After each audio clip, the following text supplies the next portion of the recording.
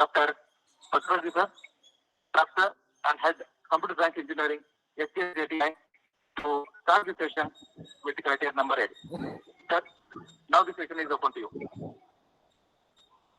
Yeah, very good morning to all of you. Yeah, I'm audible, right? Yes, sir. Yes, sir. Good morning, Audible, yes, sir. Yeah.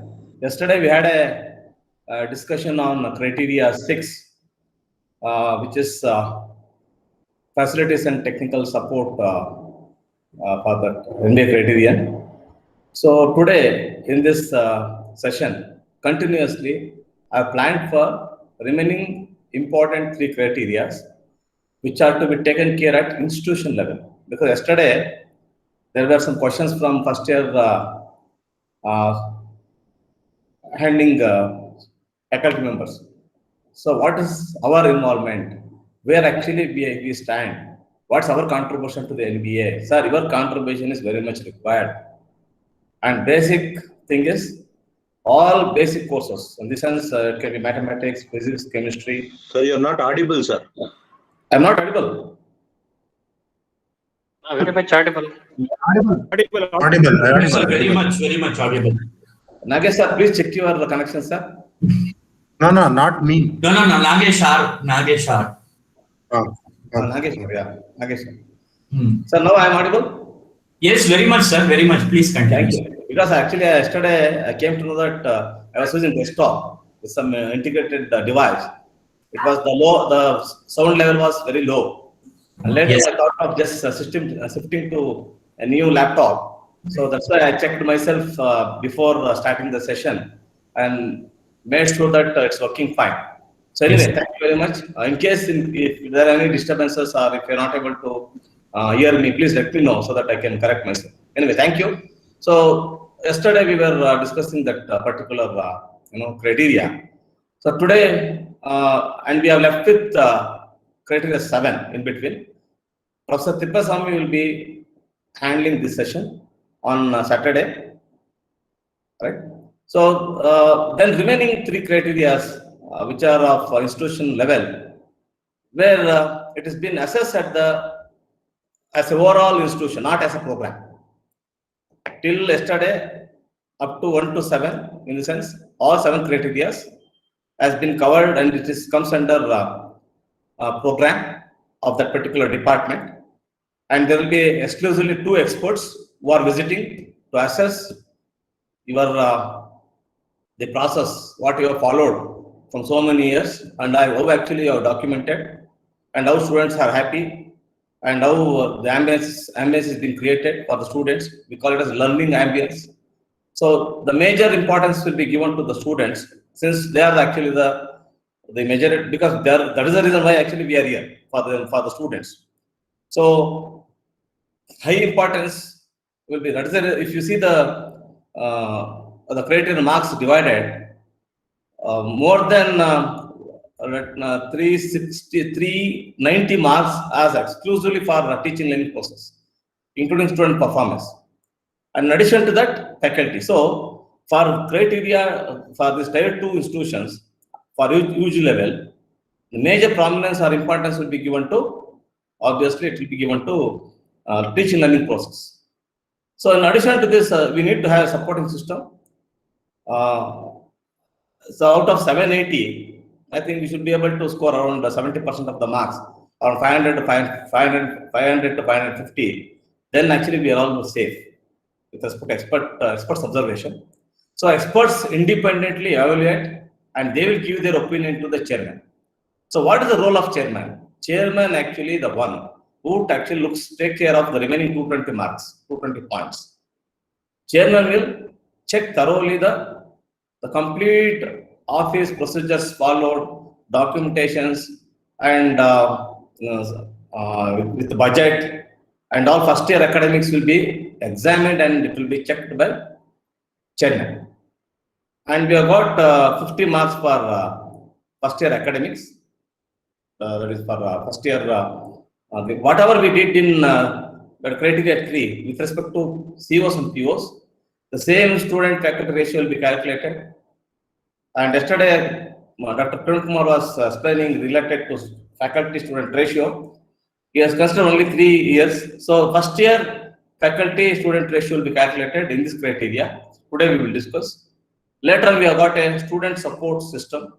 How students are supported to learn on their own. See, classroom teaching is still one part.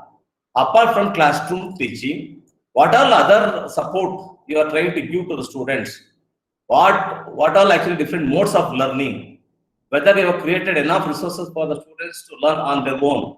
So they encourage for self-learning. We'll come to that later in student support system. So the last criteria is actually related to the governance, institutional level, so financial resources. So for us, this governance, actually, there are so many things that has to be discussed and to be decided. Since it's not actually very clear anyway, we will have an opportunity today. You can put your views, thoughts, so that collectively you can bring it to the concerned higher authorities. So now I will try to just continue with the criteria 8. I'll share my slide.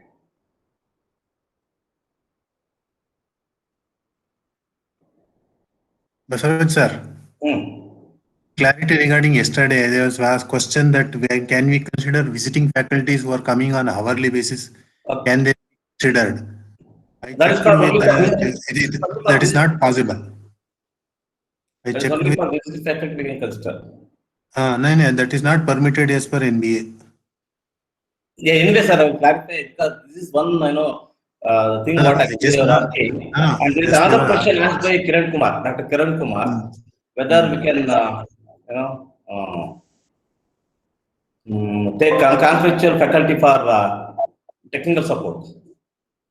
So these two actually I will clarify shortly. I think you have to give me some time for that. no, I checked with NBA that visiting Anyway, faculty is not permitted. sir, anyway, these things can be clarified. Okay. It can be taken care, sir. Okay. In a period of time, definitely we will get back to you and we'll let you know, sir. So let's proceed, sir. Okay. Thank you. So today's criteria, first year academic. Hope I think you can see my screen PPT. Yes, sir. Yeah. So the first thing is the first year academics is completely 50 marks, out of which there is sub division of marks. So yesterday there was a question for calculating student faculty ratio. It's very simple. So the data for is only for 5 marks. The student faculty ratio here will be considered only for 5 marks. So calculation is very simple. You can see there are how many columns? 3 plus 2, 5 columns. You have to mention the CAY, that is current academic year, minus 1, minus 2. So 3 years average you have to take. So you have to specify the number of students. This is as per the approved intake. Let us say if you have 3 courses, if 3 courses strength is 60, so it will be 180 students. So this actually will be the approved intake exclusively for first year. Then the number of faculty members. So how many faculty members are exclusively handling first year classes? That is what actually it means. And there is in bracket, there is a explanation saying that considering fractional load. Fractional load in the sense, this happens only for first year faculty members because sometimes the faculty who is in the program or the department, other than first year regular courses like physics, chemistry and mathematics, will be sharing the load with first year as well as in the department. Let us say if I am handling 2 subjects and I am handling 2 labs, what I will try to do, I am handling 1 subject for higher semester in my department and I will be handling another subject for first year students. So then the load will be 50%. That can be calculated. So that's why the fractional load is considered for number of faculty members. And first year student faculty ratio is calculated, very simple. And assessment, that is dividing the strength by number of faculty, you will get the ratio. Anyway, I'll show you a sample table for your understanding. The last column specifies the assessment. 5 into 20 divided by FISR, that is the ratio what actually we calculated. So sometimes you get 5 point something, 7 point something, whatever it is. But the maximum points limited to this particular topic is 5 points. So here, once again, I will bring up the clarification of regular faculty. So all the faculty, whether regular or contractual, except part-time. Once again, in our case, as Professor Nagesh was discussing, we have only part-time faculty. That is a major problem. Anyway, we will try to see in what best way we can present. And anyway, before considering, I will assure you that I will try to contact the concerned NBA, the experts who are already been the master trainers at ACT and NBA level. I will get back to you with the correct information. So let us, as we discussed and we understood yesterday, let us try to put the facts and figures, and we'll confidently let us face the MBA committee. So the contractual faculty, doing away with the terminology, visiting adjunct faculty whatsoever, who have taught 2 consecutive semesters in the corresponding academic year on full-time basis. This is what actually, when you say full-time basis, obviously you have to say full salary, and shall be considered for the purpose of calculation is FSR, that is faculty student ratio. Then only we can consider. The same thing is applicable even here. So they want to, we need to show the regular faculty, and if you have taken some part-time faculty for teaching first-year courses, this applies. So you have to be very careful. We'll see how to address this issue. However, the following will be ensured in case of contractual faculty. That is what actually the definition of regular faculty says. It shall have the ACT's prescribed qualification and experience, shall be appointed on full-time basis and worked for 2 consecutive semesters during the particular academic year under consideration. So the academic year in consideration in the sense, we have to, that means if you are counting a particular faculty, the faculty if you are counting is, he should have completed 2 consecutive semesters. And if he has joined in the something what will happen, we have seen some examples where, so before going for accreditation, let's say when they are applying for SAR, they will recruit some extra faculty to show the faculty to match the faculty student ratio. That is, if they are considered in the middle of the academic year, they will not be counted, and we will exclusively, they will check when they, that's why I think you might have seen the table yesterday, which was shared by Dr. Kiran, where it shows clearly date of joining. So when the date of being, somebody has, let us say, some faculty has worked for 2 years, he has left the institution, even though he has left the institution, that particular staff members can be considered for 2 years. That is for only the period where he was staying in the college. So everything is meticulously checked, and there is no, because they are experts in calculations and knowing the things, easily they will come to calculations and say that this can be considered, this cannot be considered. So that is what actually we have to be very clear in our calculations. Should have gone through the appropriate process of selection. So we need to have a selection committee, internal selection committee, and records of the same has to be made available to the visiting team. So records plays a very, very important role once again. So we need to show the proceedings of the selection committee meeting happened, who are all there in the committee, what was the composition, and how many candidates were there, how they were selected, what are their qualifications, what was the experience, everything should be made available to the visiting team. So coming to the simple calculation of this. Basaraju, Yeah. Regarding this point, I would like to add, Yes, sir. see, visiting faculty, we are, our part-time faculty we are taking directly, and we are not following any procedure such as procedure which is followed for adjunct faculty selection. Yeah. That means we have to call in the leading newspaper, advertise in the newspaper, and prepare the list of candidates who have. At least, sir, if you could not able to publish in newspaper, we can publish in the notes board, sir, notes board of the college. Okay. I will come to that next point. And we are paying them salary hourly basis based on the 2 subjects. And we have to show the proof that they have paid in equivalent to the regular faculty. So that's where it is difficult to show present visiting faculty or part-time faculty in the adjunct faculty position.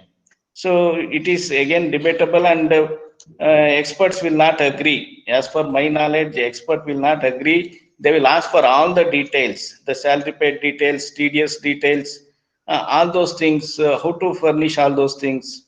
That is again a difficult task. We cannot give the false records to them.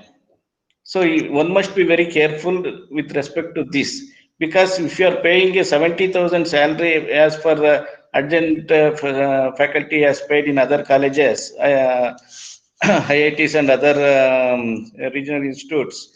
See, when you pay salary of 70,000 per month, for 10 months it's around 7 lakhs, for which you need to deduct TDS. Yes. To show all these records, which is very difficult, which is not possible also.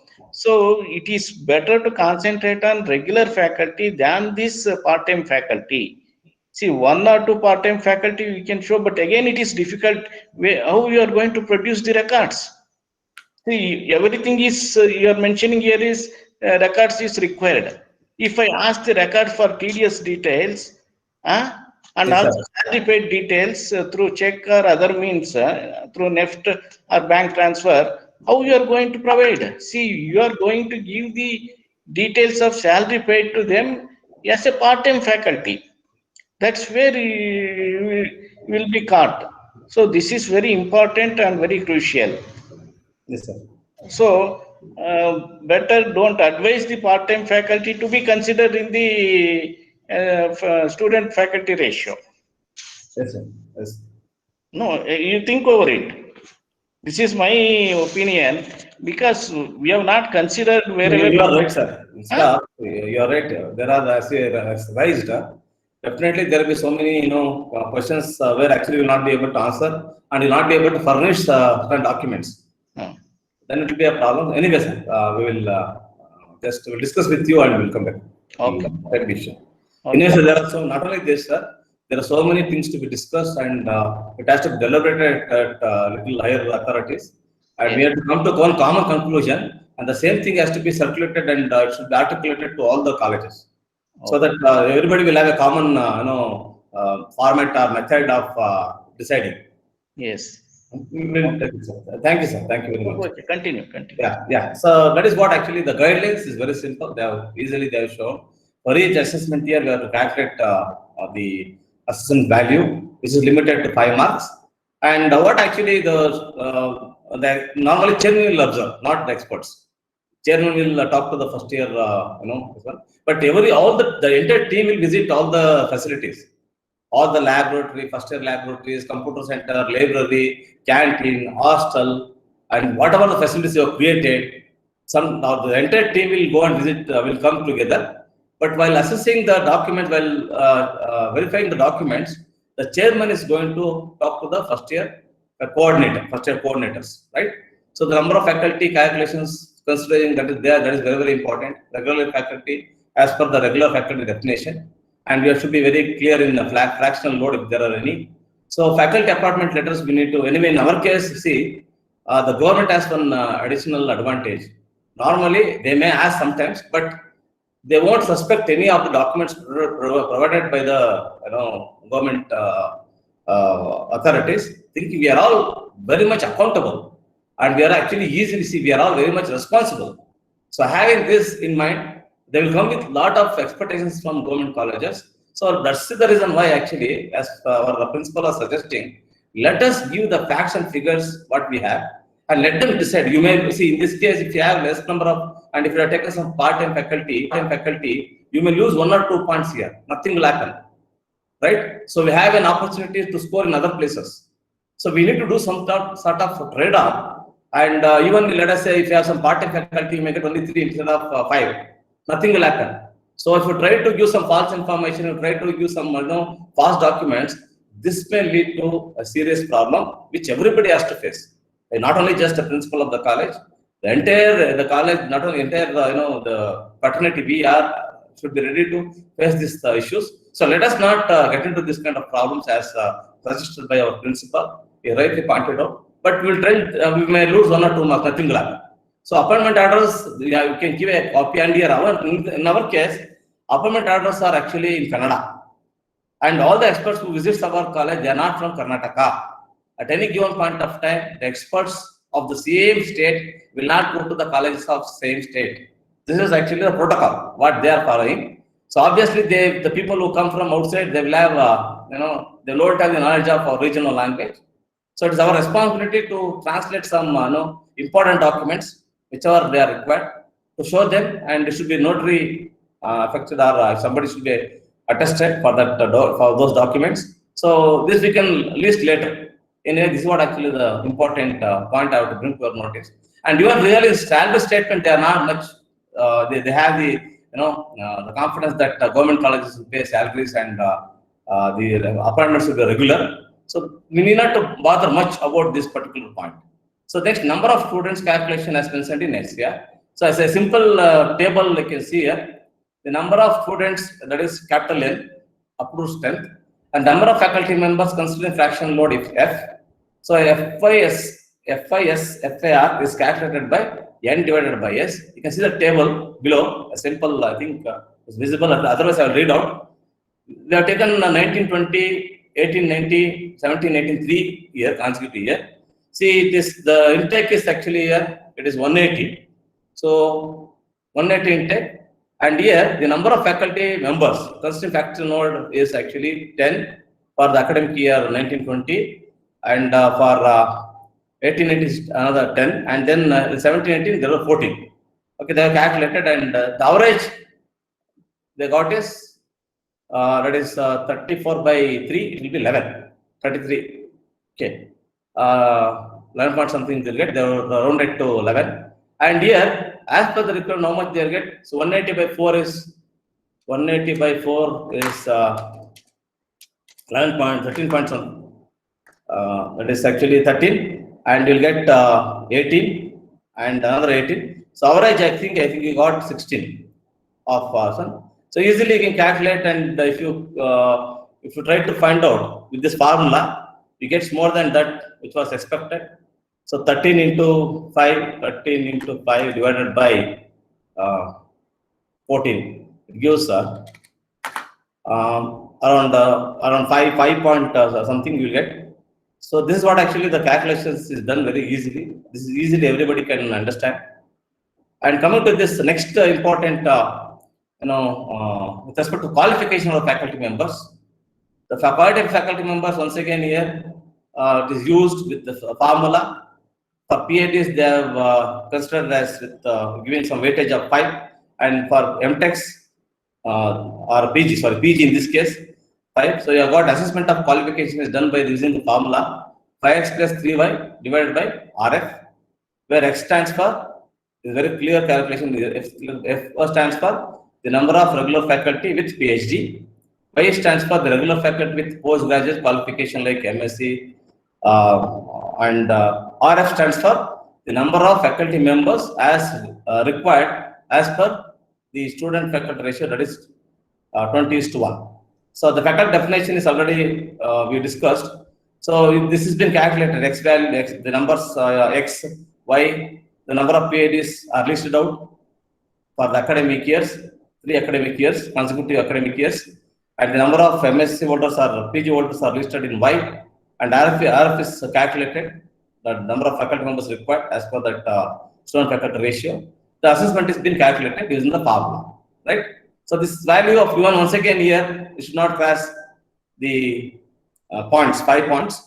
And once again, they'll see the documentary evidence. Once again, we should have the qualifications, all the copies of your qualifications in your personal file. So we need to see each and every staff member has to maintain 2 important files for the MBA. One is course file. I'm talking about at the level of course, program level. The 2 important files are course file. The course file will be for the course, not for the individual faculty. The same course being taught by 2-3 faculty members over a period of time. So the complete document of that particular course, including attainments, a timetable, and then assignments, results, internal marks, and something you have taught, something innovative way you have taught, it can be recorded. And if you have explained with the different examples of your own, that is actually appreciated. That is actually innovative. For example, we have a data structure course in computer science. The working of double linked list or single linked list can be depicted in different ways. It all depends upon the teacher who explains the concepts. Ultimately, what the committee see, they see how actually you are trying to reach the maximum number of students. The linked list can be taught by 2-3 faculty members with a different level of understanding and conveying. The only thing is how actually you convey, how fast the students are able to understand, how they are able to grab the concepts is actually the challenging one. And if you really have got some, and always you can go and you can talk to them. Experts will have the practice of calling randomly the faculty members. Normally, a senior faculty, a mid-level faculty, and entry-level faculty will be called randomly. Sometimes they may call more than 3 also, depending upon their availability. They will try to interact in detail, and they will try to just find out how good you are in OBE practices. Are really aware of your COs of your course? Are you aware of mission of the department? That's why. So most of the times randomly you will get these questions. So because in the beginning in the criteria 1, there are certain subsections where they want to find out the understanding level of OBE among stakeholders. When you say stakeholders, it starts from your management, principal, faculty members, and students. So they say, so there will be a random check of finding out the level of understanding. Unfortunately, a faculty members couldn't, if you're not able to understand or you're not able to tell the vision vision of the program, it looks very awkward, and they'll come to conclusion that the people are not aware of these practical practices. So what actually the OBA says, the OBA is actually becomes fully strong and perfect once you practice. More you practice, more we become strong. So regularly, everyone, not only just including me, when you start practicing continuously over a period of time, we will become very strong. And at any point of time, whatever the questions asked or cross-check questions asked by the experts can be comfortably answered by the faculty members. So I request all the faculty members sincerely to go through this process very, very carefully. Let them maintain the course file. If I am handling the course this time, the course file will be with me. And the experts will ask for the course file. If let us say, they'll come, okay, which course you are handling? I am handling computer networks. Okay, please get your course file. What you are teaching? Who have taught previously? Are you teaching the same course from 5 years? Are you teaching course from only just, for 2 consecutive years? All these questions will be asked.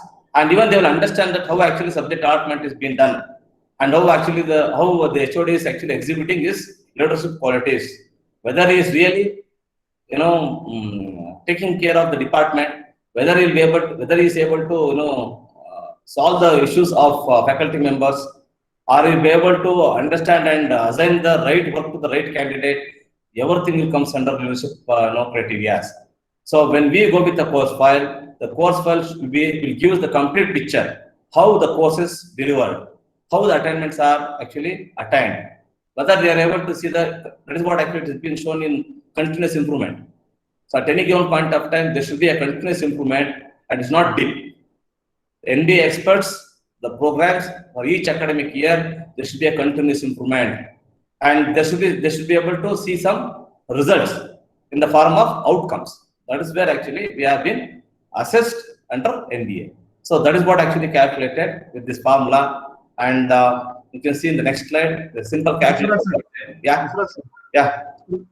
Regarding that faculty ratio calculation, whether they will consider only those faculties who are handled the subject and allotted according to timetable, or they can change any other faculty? No. You have to show the faculty as per the timetable. Normally they won't have such time to go through a timetables and all. But we have to see sometimes what will happen. It all depends upon the time. But better to show the faculty members who are handling the subject as per the timetable. Okay. So and other things, and the other one, so qualification.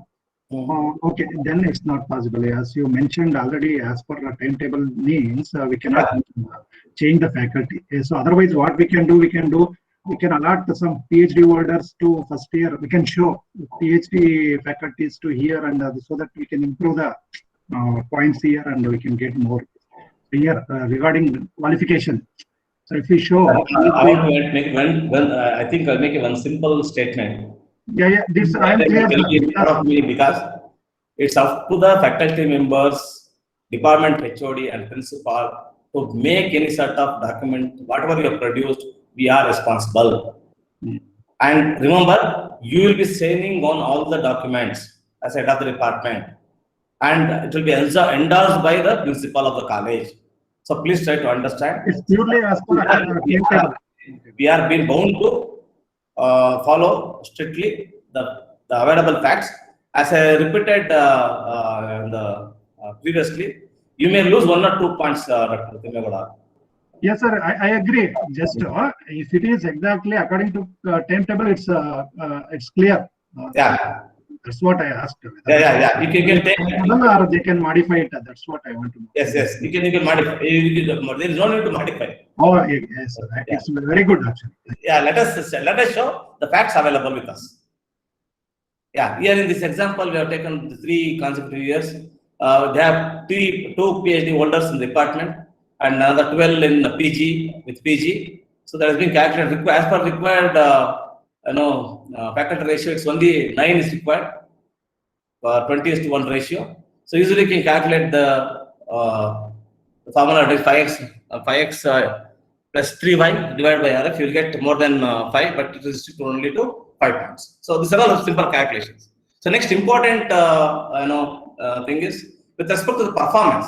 So yesterday the same thing. If you try to see the criteria 2, where you will find this criteria 4. There is a student performance criteria. So there, the same calculation is being done for higher semesters. That is 2nd, 3rd, and 4th year. So for first year, we are calculating the same academic performance is calculated. Once again, the mean of first year CGPA of all successful students on 10-point scale, or mean of percentage of marks in first year of all successful students. See here, the same question was raised by one of our participants, whether we have to follow CGPA or we have to follow percentage. There is no such restrictions. Only thing is, we need to stick to either CGPA or percentage. That's it. Or even if you are able to get the percentage, you can calculate to CGPA. That is possible. So that is what actually we can take a decision and we can consider. And the number of successful students, successful means who are able to, they are defined in the below. Successful students are those who are permitted to proceed to the 2nd year. So they can have backlogs. They can have backlogs, only they should have the eligibility to get promoted to the next year. Those students can be calculated. So the number of students appeared in the examination. The same example you can see here in this table below. The mean of the CGPA they have calculated, they got 7.34. And the total number of students, successful students, is out of 180. 138 have been promoted to the next 2nd year. So the ratio y by z is calculated and multiplied with x, which gives 5.53 something. Not visible for you. And they take a similar. They calculate for 3 consecutive academic years, and finally they arrived with 5.74. And I think it is less than, because the available the allotted points is 10. So they'll truncate to this 5.75 means it will be rounded up to 6 points. So easily they'll get 6 points out of 10. So coming to this, the 4th, the important attainment of COs. The same thing is been described in criteria 3. Describe the assessment process used to gather the data upon which the evaluation of course outcomes of first year is done. So here once again, when you say the process, there are 2 types: direct assessment and indirect assessment. So I got, I will explain that set of procedures to be followed. So what actually we have to do? You have to examples of collection of examples of data collection process may include but not limited to specific exam questions, laboratory test, internally developed assessment exams, oral exams, assignment, that is Viva wise, presentations, tutorials, you can have different ways of your own way, that is indirect as well as direct.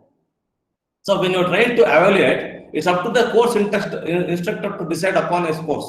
See here, course instructor and then course coordinator is actually the one authority on their own subject. If the faculty is a new faculty member, let us say the faculty has got only 2 to 3 years of experience, for that particular course coordinator, we can have a model coordinator who can guide, and give confidence to the entry-level faculty members. The advantage is we don't have such faculty in our fraternity of women colleges. Almost all we have got more than 10 years of experience in our own destinations what we are today. And we are all, in that context, I think you are each and every course instructor or a course coordinator can make a proper decisions, and you can specify what all you will do, what all actually the process will follow under direct assessment and what all will follow for indirect assessment, and that can be clubbed together and can arrive at the attainment level. So they should know that for my students, I am teaching this course, computer networks, let us say. So what are I think the student base will vary from one college to another college, and what actually I want to say. And you cannot fix a common attainment level to all the colleges, right? In our 4 colleges, we will have our own. See, that is not, I cannot say that give less attainment to some college and give more attainment to some other college. It's up to the course coordinator and the model coordinator at the program level can take an appropriate decision in setting the attainment level. As the madam was mentioning, the attainment level, there is no fixed rule.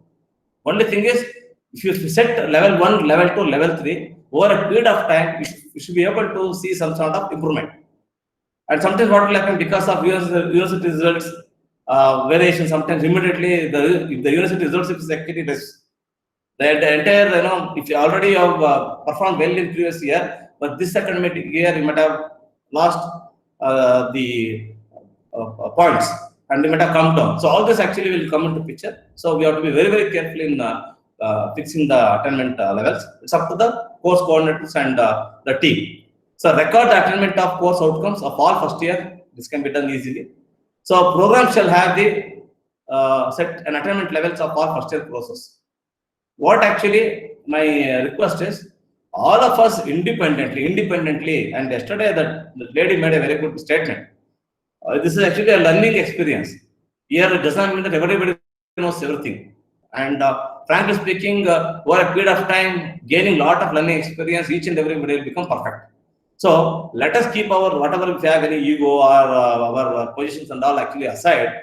And if you try to learn independently, starting from developing course outcomes our own, not necessarily depending upon the what VTS suggested. And already madam has shown the procedure to be followed. When you are, let us say, VTS given 6, you feel like 6 is not required. You require only 4. That is possible, and you are the one who can define.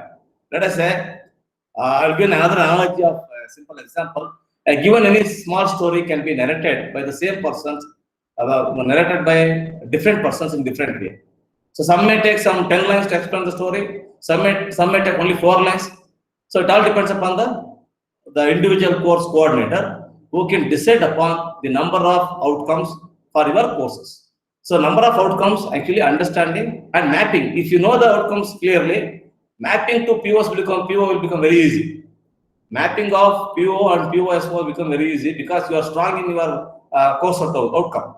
And you know that even there are 12 program outcomes, and you cannot map your COs to all the 12 program outcomes. So what actually we have to do, whether we have to see is there any possibility of adding 1 or 2 course outcomes, so that will go to make up the gap which was found in, because we cannot fill attainment level for all the 12 attributes. So we need to find out, as she took an example where she took 2 course outcomes, one is case study and another one is some assignment, and it was actually covering 2-3 program outcomes. So in that way, if each and every course coordinator try to map 2 POs, at the end you will be able to see that all the courses will try to cover the maximum program outcomes and program specific outcomes. So program specific outcomes are defined by us. Programs outcomes are already defined, it's already readily available. That means NBA says that as an engineering graduate, if you graduate after your engineering, you need to possess all these qualities. And we're going to measure it after 4 to 5 years with respect to your program educational objectives, which is actually what you are taught, what you learned in from your department, from your staff members. So that is what actually the simple calculations can be done. The attainment levels can be set considering average performance levels in the university examination or any higher value set as a target for the assessment year. This is what actually the target you have to set. Higher value in this, and let us say if you set 50% this time, you can increase another 5% next year, and you can increase another 5% next year. So over a period of time, you will be able to attain the target, and you are successful. That you are trying to reach maximum number of students, at least the number of students who are which actually set the target. So attainment level is to be measured in terms of student performance in the internal assessment and with respect to the course objectives of a subject, plus not only just internal assessment, we have to consider the performance in the university examination. So weightage normally in our existing scheme, weighting scheme, 40% weightage is given to internal assessment, 60% scheme is being given to, weightage is given to university exam. So we need to club both internal assessment weightage as well as external examination weightage, and you can calculate, right? So this weightage can be even changed. As I explained, so you can, if you feel like you want to give a 40% for internal assessment, you can change it to 20%, and you can increase there. But you have to reduce the points evaluated to that particular. But for now, what I feel is, what my suggestion is, let us stick to the existing the ratio of 40 and 60, and we can continue. Okay. So this is actually the what actually I described already related to this. So what all actually they check. So here, the restart assessment process is very important. Easily they will get. What all assessment method you have explained, if you explain them, you get full marks. And for assessing this particular attainment levels, which tools you have used, relevance of tools used. So you might have last time she was showing an Excel sheet. So most of the colleges, they were using Excel sheet. In recently, some colleges which are very good in which after learning this OBE concepts very clearly, after becoming perfect, they started their own software so that easily the process, that particular software will calculate all the attainments level calculations and this will use the result. So that is where even if you have developed a Excel sheet is also actually appreciated. And if you show the software for the purpose, it will be appreciated. So ultimately, you should be in a position to explain the calculation. That's it. Randomly, if they call somebody and if they ask you to explain how you set your objectives, what the attainment level you set, are you able to achieve this attainment level, how you could able to improve. See, you say the improvement of 5% every year. And if you are able to show 5% every year, you should actually be, there should be a proper justification from your side to tell that how actually you got the 5%. So that is actually interesting. And if you're able to explain them, and if you're able to convince that, take it from me, you'll get maximum marks out of that important criteria, top 4. So that is where actually, that means we don't know whom they will call in between randomly. We don't know whom actually they will ask what type of questions. So how we can face with confidence if each and everyone in the department with lot of confidence, enthusiasm, because it's a learning process. Take it from me, accreditation will not stop. Accreditation is a continuous process. Even after 20 years, they will keep on improving this, the processes and things. And they want, because today, when you see at the global level, any student with accreditation institution will be given more weightage in higher studies. And that's the reason why even parents are actually well aware of this accreditation. They will ask whether your college is accredited, whether the college is accredited, how many programs are accredited. Awareness create about it. And another thing is, this actually always a feather in the cap, as Professor was mentioning. We will be having our own lot of confidence. And being a government college, we can set the benchmark to others. And definitely we'll have upper hand. And we need not to go to any other colleges for asking for this sort of support. because we have got such a wonderful human resource, highly qualified, highly experienced, dedicated. It's already been proved. Only thing is we need to put all our efforts together. As a team, if you go, definitely we can see a lot of good results. So this is what actually the process which has been followed. You can see the exhibitions or observations, a direct and indirect assessment applicable, tools can be showed and explained effective implementation. That is what actually says effective compliance. What do you mean effective compliance? Whatever you say, let us say I have fixed. If I got not able to achieve the attainment level this year, so you should be able to go and find out the reasons for that. And you have to identify that mistake. And if you're able to correct that, and if you're able to get the attainment level for next year, that is what actually effective implementation is, they say. Effective compliance. NBA people will not say you need to have a continuous improvement. They expect. But before that, there are any sort of these mistakes.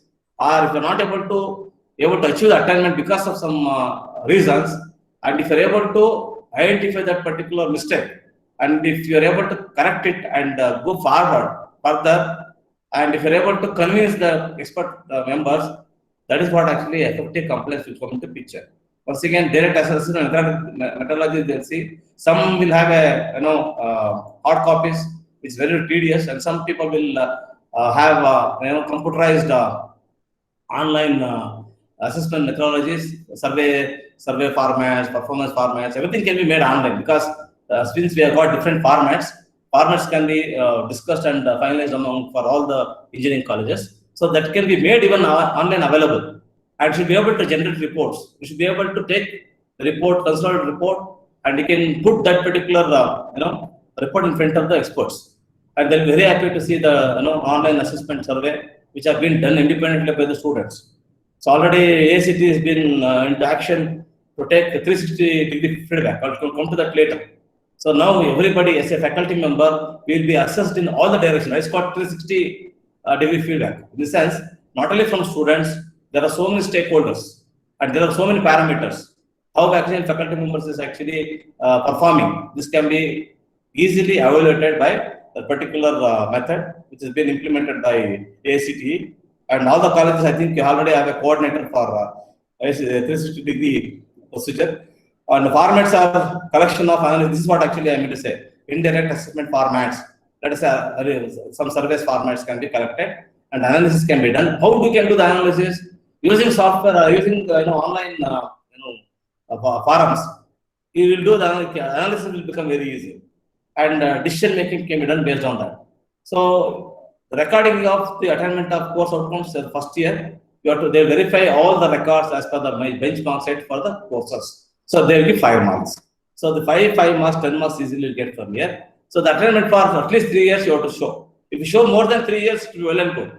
But at least for 3 years you have to show attainment for 3 years. So this is what actually I will describe simple in the way which actually I have understood for a sample purpose. As per the university regulations, our internal assessment marks are 40 marks. So what kind of weightage? This weightage can be changed. I'm telling you once again, I'm repeating. Giving the weightage for learning process, it's up to the course instructor, and there is no need to add, there is no hard and fast rule. For your course, you need not to keep more for descriptive. You need to give, you feel like design is very, very important. Then you can give for less for assignment, and you can make more for descriptive. Or you may have to increase number of objective, or you can ask them to give a small talk, a seminar. It all depends upon the course coordinator to decide on the weightage of internal marks. It has got 40 points. So I have kept 20 for descriptive, for theory rating, assignment 10 marks. So in this assignment, that should not be normally what we will do. When you say assignment, we give set of questions and will forget. But there, the assignment questions should be challenging. The assignment questions should not be directly from this book. Asking for define something, explain something, describe something. So this kind of challenging assignments are being examined by the experts. So since they will see whether this has been is a monotonous way of teaching, whether there are any innovative way of teaching. That's what actually people nowadays are looking for, innovative things. They want to do something unique. They want to come out with some sort of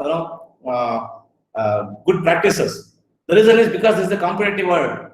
each and everybody. Now you are seeing that the people are actually presenting themselves in different way of imparting education, and the education competition is very high.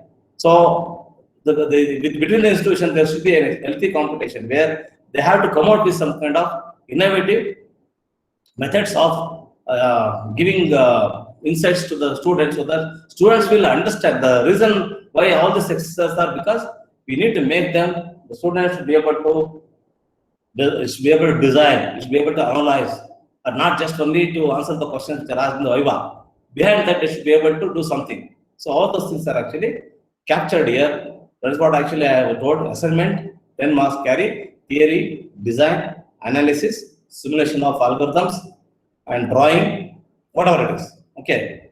So objective questions, you can have 10 multiple questions choice with weightage of 1 mark. This is for 40. So objective examination is conducted for 10 marks, and this is what the explanation. So internal marks will be calculated with the best of 2 or 3 tests, what we are doing it. The performance of student in the internal assessment with respect to COs is recorded. This is very, very important. So giving an internal test is not important.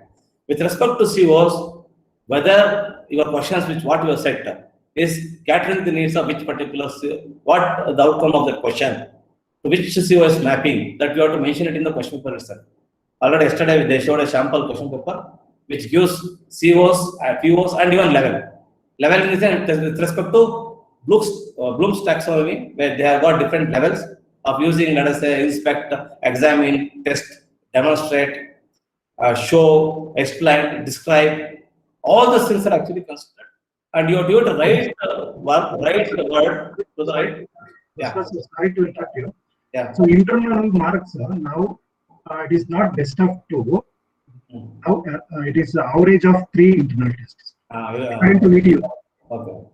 Thank you, okay. Thank you. Because I was not aware of this. Because It's okay, sir. Just mention it. Now, yeah, that corrections I will make. Thank you, sir. Yeah. So each end semester used exams performance of students for the minimum marks of 60 to be considered for external exam performance. So summation of these 2 performance is considered as a cumulative assessment for the prescribed course outcome.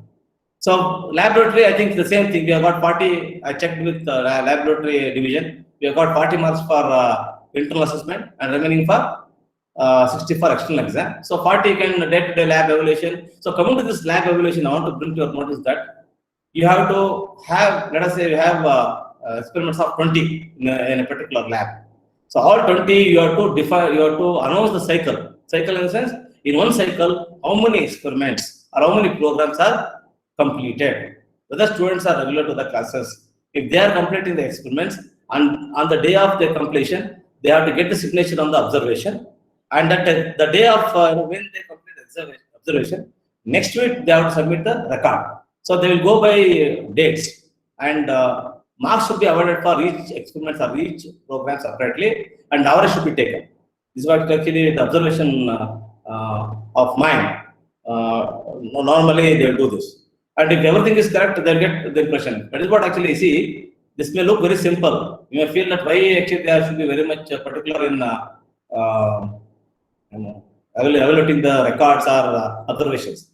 What they feel is, if a faculty member try to spend some time with students in the laboratory in checking their experiments or programs, they feel that they have devoted enough time to assess the students' work or the program which has been done in that period, and they are able to assess immediately with the right points or marks. And if they evaluate next year or after end of the semester, by the time they forget what students have done, how actually perform, whether he is regular student, all those things will be evaporated from their mind, and they have to do some sort of just average awarding of marks. So this gives a negative impression on the program which has been running. So that is what actually the place where actually we all should be little bit careful. And the summation of internal marks and external marks together should be 100 marks is considered for cumulative assessment for laboratory. So this is what actually the simple record attainment of course. I have taken 3 levels. You can set different target levels. I have taken 60% of students score more than 60% of maximum marks. That is attainment level 1. Attainment level 2, I will increase to 10%. and attainment level 3, I will increase to 80%. So this is for internal test. Similarly, I can set for external exam 60 because I have reduced. You can see I have taken same, but you can keep little low for marks. I have taken little low because university score competition is very high because it is being set by remotely and students have to face the competition. So I have said, you can see here, I have average mark I have taken 60 here, but here I have taken for 40 marks. Similarly, you can set different target level. It's not actually a much, but you should be in a position to explain or narrate why you have kept this level of percentage and why you have given this part of weightage and why you have divided these points into different activities. So the activity should be able to support your course. That's it. Right? And you should feel that that activity is more essential and more important, so that I should be able to extract the maximum out of students. That is what actually the NBA looks for. One is actually imparting education, teaching our course. ಪಾಠ ಮಾಡೋದು ಒಂದು ಕಡೆ ಆದರೆ ಮಾಡಿದ ಪಾಠನ ಯಾವ ಲೆವೆಲ್ಗೆ students ಅರ್ಥ ಮಾಡ್ಕೊಂಡಿದ್ದಾರೆ, ನಾವಲ್ಲೂ ಇರೋಲ್ಲ, ಸ್ಟೂಡೆಂಟ್ಸ್ ಯಾವ ಲೆವೆಲ್ಗೆ ಅರ್ಥ ಮಾಡ್ಕೊಂಡಿದ್ದಾರೆ ಅಂತ ಚೆಕ್ ಮಾಡೋದೇ ಈ ಒಂದು ಅಟೈನ್ಮೆಂಟ್ ಲೆವೆಲ್ ಪ್ರಾಸೆಸ್ ಅಷ್ಟೇ. So once we are convinced with ourselves and with our students, and students have got their own way of processing because they got feedback from them, and also they will answer your questions. If you taught some, let us say, you taught an algorithm, and you ask the same algorithm in the internals, let us say that algorithm will cover PO2 or PO3. So then it actually in CO course outcome, we'll say the students will be able to design algorithms on divide and conquer techniques. When you say that statement, any divide and conquer algorithm which you ask, if the students are able to answer independently, you are done. This is where actually the assessment has to be done for the students, right? And coming to this attainment program, similarly, this is for after doing for course outcomes, then we have to map the courses to all the PO attainment, means all 12 program outcomes. This can be done in the same process which actually been done for Criterion 3. See, the relevant program outcomes are addressed at the first year, need to be identified by the institution. So there's a responsibility when you say the first year team is very, very important. The first year team as a team, they have to work. The coordinators of both the cycles, physics cycle and chemistry cycle, including the mathematics department, even other supporting departments, they have to sit and they have to identify this. And what are actually the program outcomes, attainment levels shall be set for all relevant POs under our PSO through first year courses. And there are 12 program outcomes. In addition to this, they can have their own 2-3 program specific outcomes for that particular subject, for that particular So this is described, has been demonstrated in the same way. This has been done in the previous slides. So this is for PO attainment for first year students. Similarly, for there is a procedure of following attainment levels of POs and PSOs from COs related to first year courses. So this verification of document will be done, and you will get 15 marks, and for another 5 marks for just knowing the PO's level actions taken. So first stage one is just PO attainment levels will check. After understanding the PO attainment level, if some attainment levels are not being met, or something to be covered which has not been done in the first time, can be taken as action for improvement in the second year. That's why they're not shown for academic year, current academic year. They're shown for current academic year -1. Similarly, you have to do it for other 2 academic years. And you can list out the actions.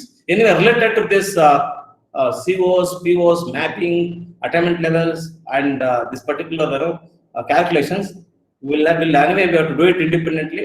We'll have more hands-on calculations, discussions, and definitely everybody will understand and appreciate the importance of this particular OBE. Right?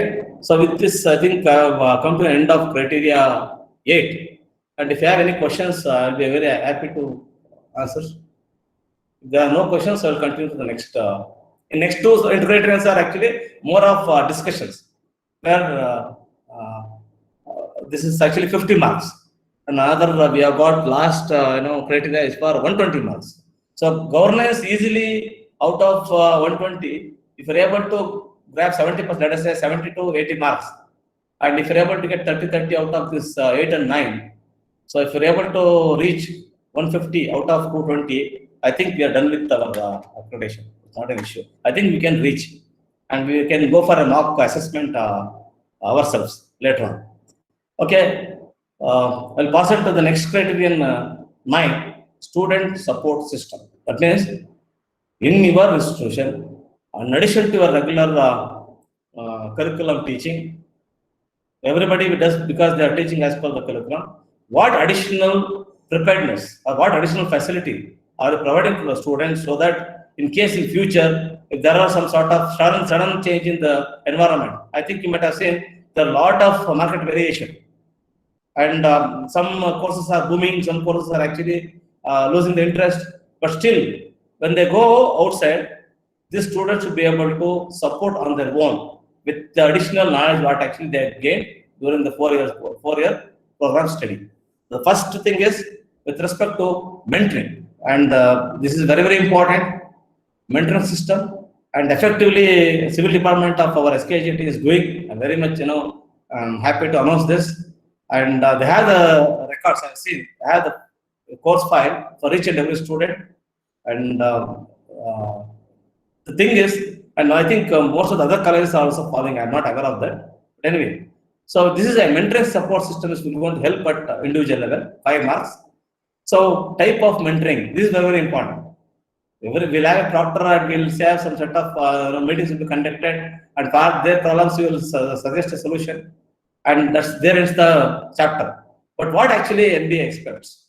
So the expectation of MBA is very high. This is all actually what actually I'm discussing and putting in front of you. It's actually the expected from the NBA team, so that they get themselves convinced with the program what we are running and the quality what actually we are offering to the students.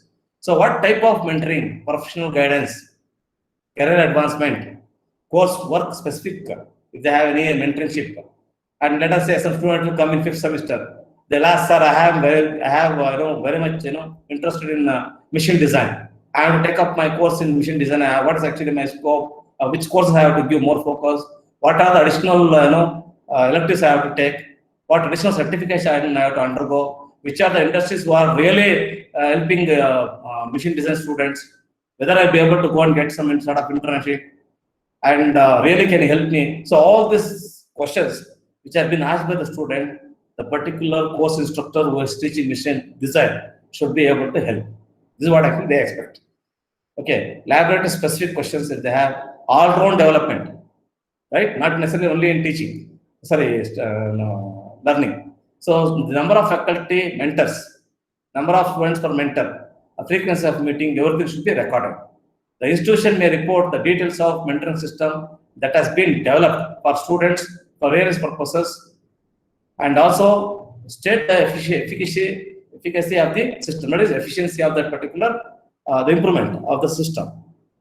So for that, there is a guideline. In the guideline, details of mentoring system has been developed for assistants, students for various purposes, and also state the efficacy of this such system. So what actually the team expects? Team expects the mentor system in terms of reference, implementation. Anyway, I have explained what all you can do. These are actually my suggestion. They are not limited. Each and everybody can come with different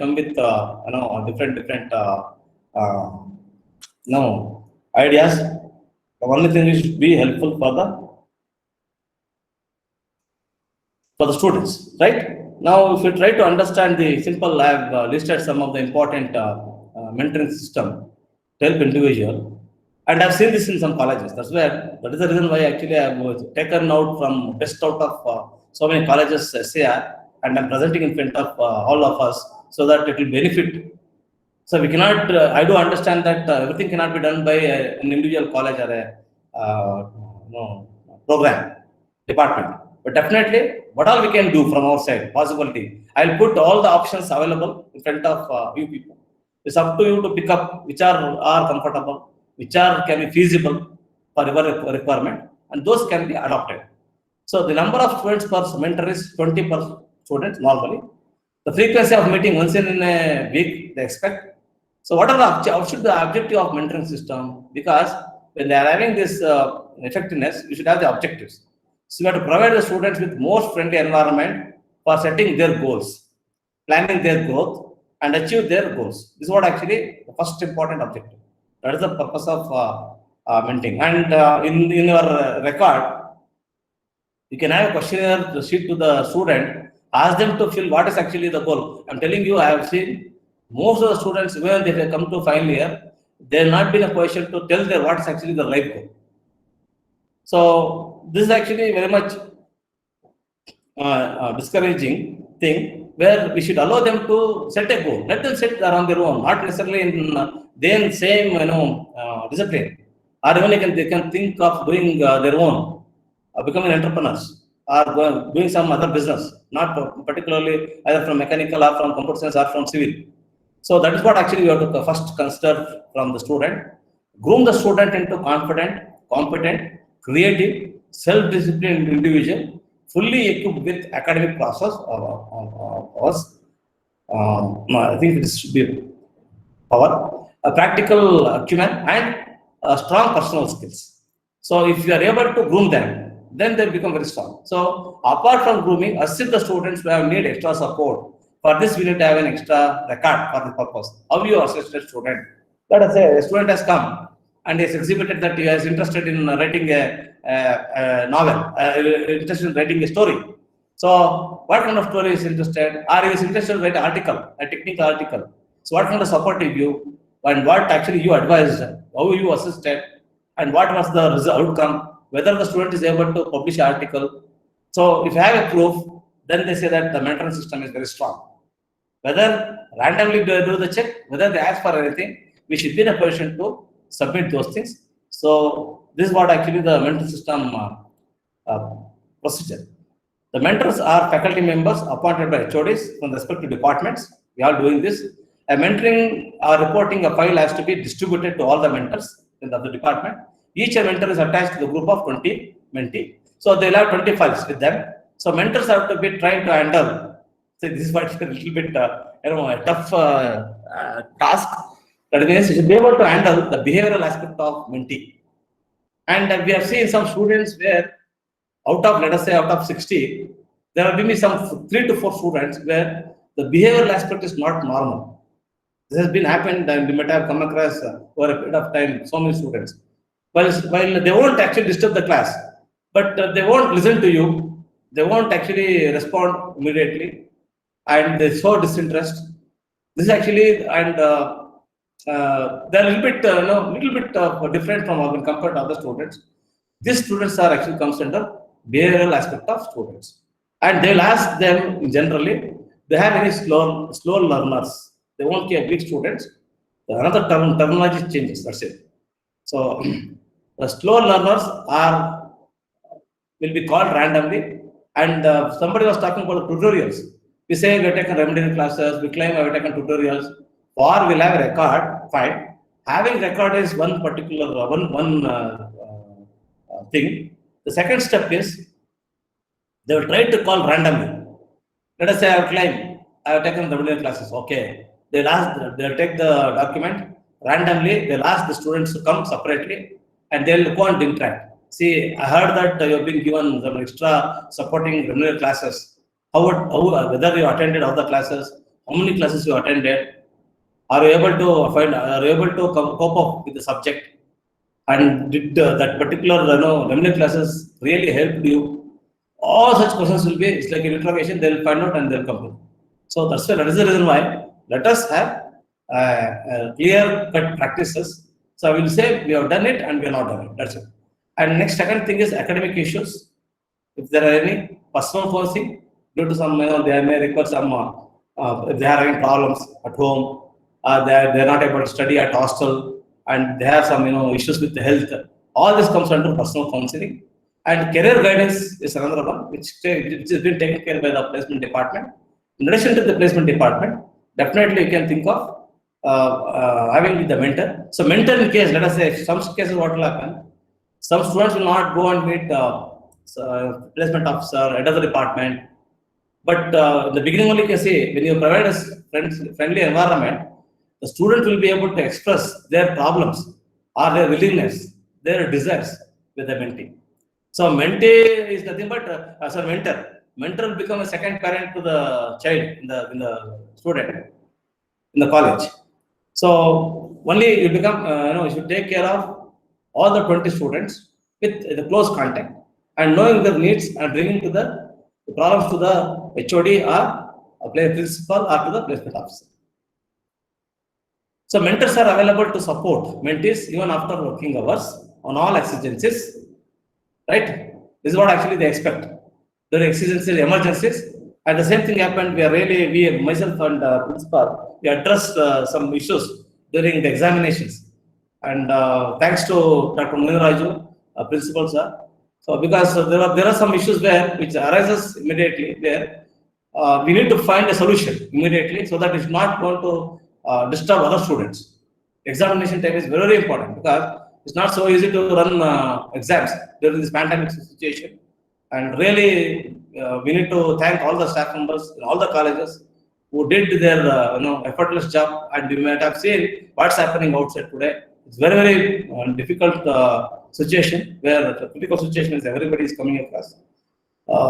In spite of that, we are losing so many close ones, but still we have to do our work. We have to do our responsibility, and this has been done, exceptionally in our college. The problem, and even the mentoring activities with respect to faculty, what they have to do, they have to first contact the student. Mentor gets introduced. This is a procedure. Okay, introduced the batch maintenance, initiate them for academic environment at commencement of the semester. The mentor ensures that the updating of academic attendance, other relevant information regarding activities in the mentoring record every week. So every mentoring record will be updated every week, and they will meet and they will discuss. So provide timely counseling and advice to mentee in all academic aspects. Communicate the issues with the head of the department if there are any for corrective measures, and if any. So only thing is what actually we have to do is whenever there is any issues with the students, especially because they are actually the main important stakeholders for all of us. The first and foremost thing is you should bring to the notice of your head of the department immediately. So heads of the department, in case if they are not able to handle the critical situation, they have to bring to the notice of principal, and it's the responsibility of the entire team, mentor, HOD, and principal. We should be able to address the issues. It has been happening, and also in case of matters that are urgent, only thing is the negligence will lead to a lot of issues, troubles. At any given point of time, we should not neglect. We should always take care with due care.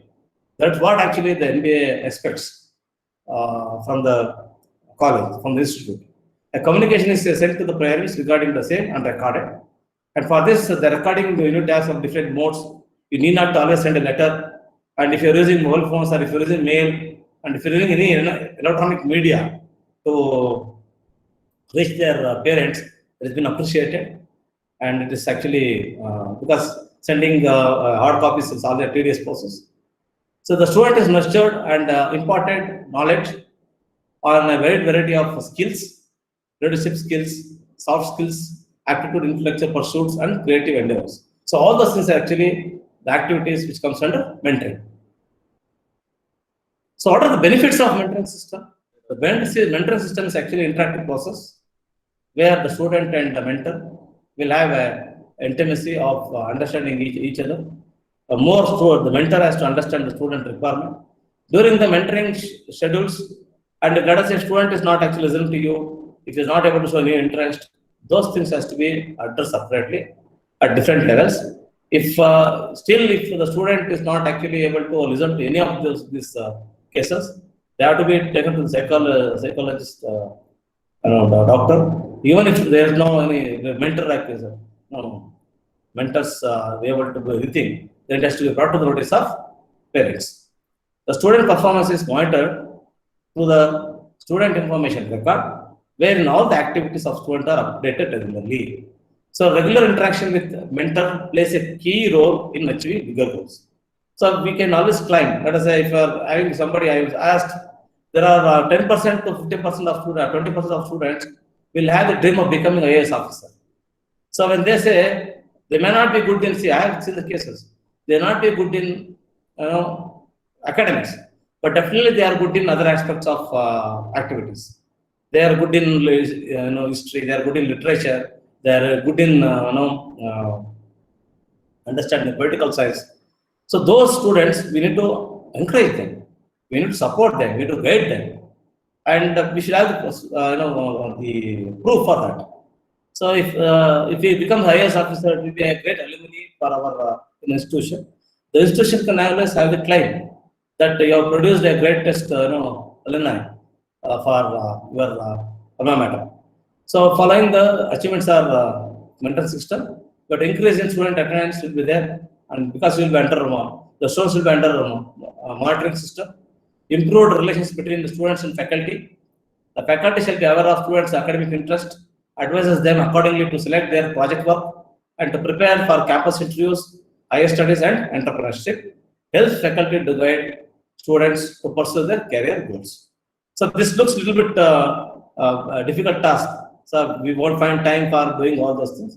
But definitely, if you plan and if you put a timetable exclusive for this mentoring system, and if you spend every week, let us say 1 to 2 hours with your mentees, with your students, definitely you can see some sort of result. And always, if the students are able to do some sort of achievement, the credit goes to the entire college, in particular to the mentor.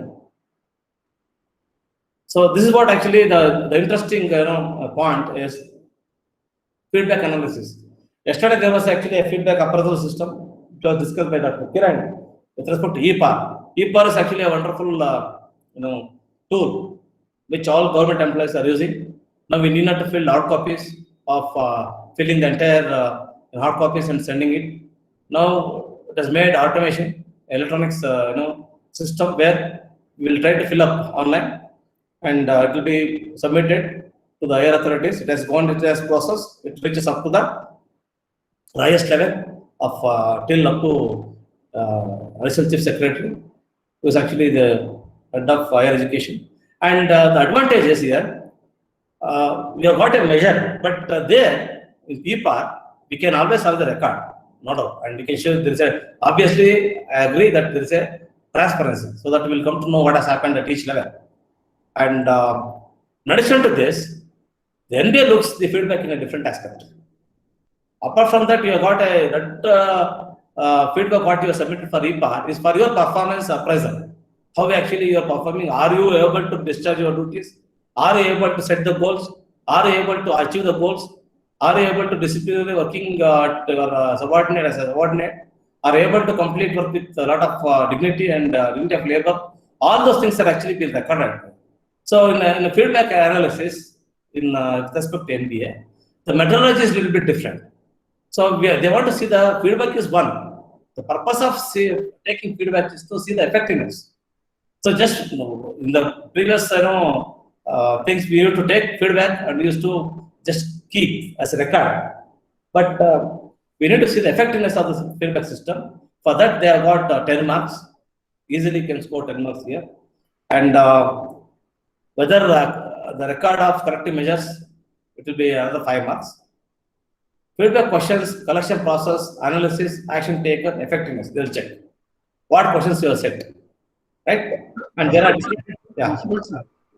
here they have mentioned average percentage of students who participate.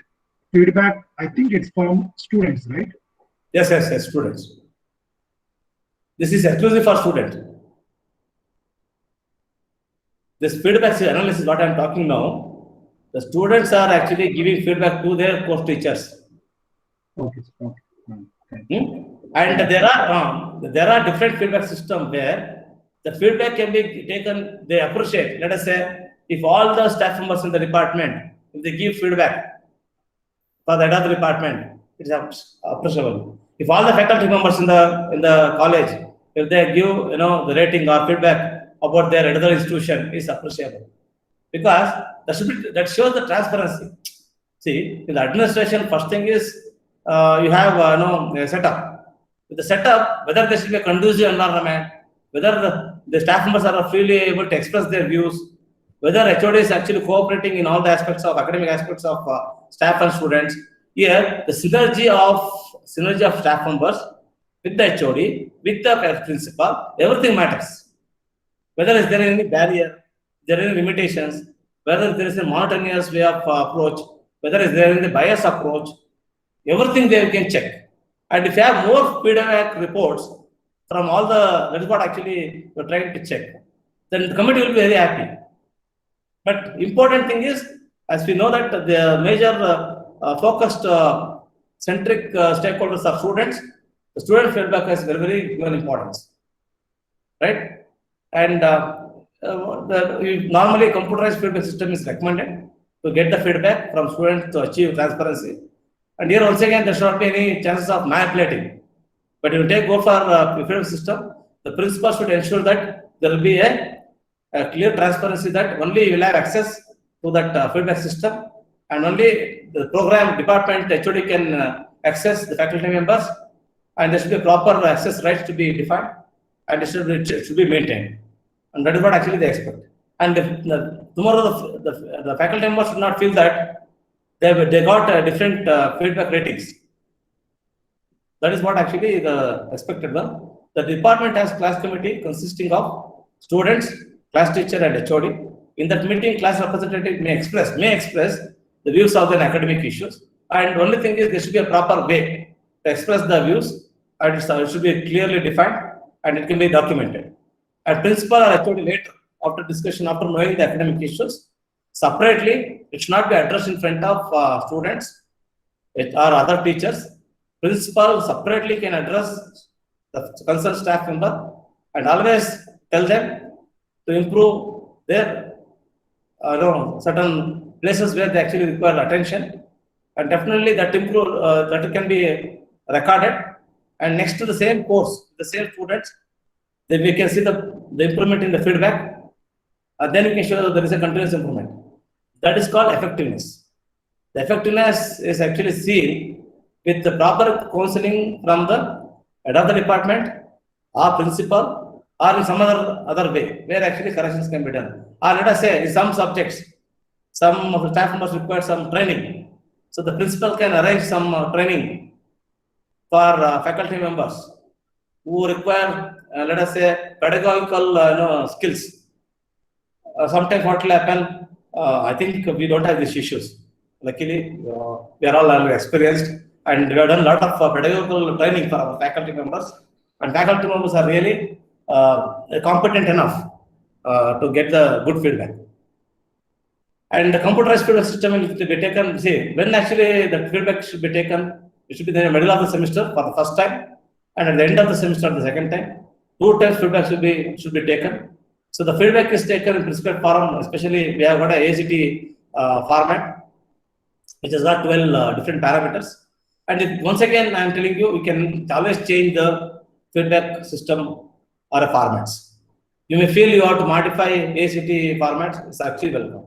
Only thing is there should be a proper justification that the purpose of taking feedback is not to criticize. We have a wrong notion that whenever the feedback is low, most of the times, even it happened when I'm talking about just 20 years back, where in the beginning when they get some corrections from feedback from students, we used to get a little bit annoyed. Frankly speaking, it should be when you think as a teacher in the right way, because students will see us in a different view. Altogether, they have a lot of expectations, role models. So definitely, any sort of small corrections we make will have a huge impact on the students' behavior. That is what actually my personal opinion. So always let us take the feedback in an open mind, and whenever this is needed, even today, if somebody gives some sort of inputs to us, we should be in a position to take those inputs in the right way, in the right spirit, and we should be able to make corrections. And then only we will become a complete perfect teacher. And nobody is perfect. Nobody say I will be perfect 100%. So it is a continuous process for all of us. So if you keep on updating ourselves, the more you get experience, the more you get exposure, the more you become strong and confident enough to face the panel. So anywhere we go and we can always share our experience. and get recognized. So that is what actually I am to say. And luckily, AICTE has announced 360-degree feedback from various stakeholders. This can be followed. If you follow this 360 feedback mechanism, it covers almost all the corners. That's why they kept the name 360-degree. And nowadays, you can see a lot of initiations and programs have been floated by higher education department from central government as well as state government, and they are all actually encouraging them. So the percentage of participating, they expect 100%. So sometimes it may not happen. So preferably, all students should participate in giving feedback. And then what is actually the analysis process? Feedback is analyzed for the laid down attributes, course teacher. Well, the scale can be changed. You can have up to 10, and there's no hard and fast rule that you have to fix it to only 5. And you can have some threshold benchmark deciding. So let us say if it comes below 3 or below 2.5, we can always give some importance, attention. Doesn't mean that we are to criticize or to degrade or to see if we are actually making any comments against others. It is directly shows that a low level mentality of an individual. Always a great man, you see any great people, they always they'll be open to encourage faculty members or students whenever they make mistakes.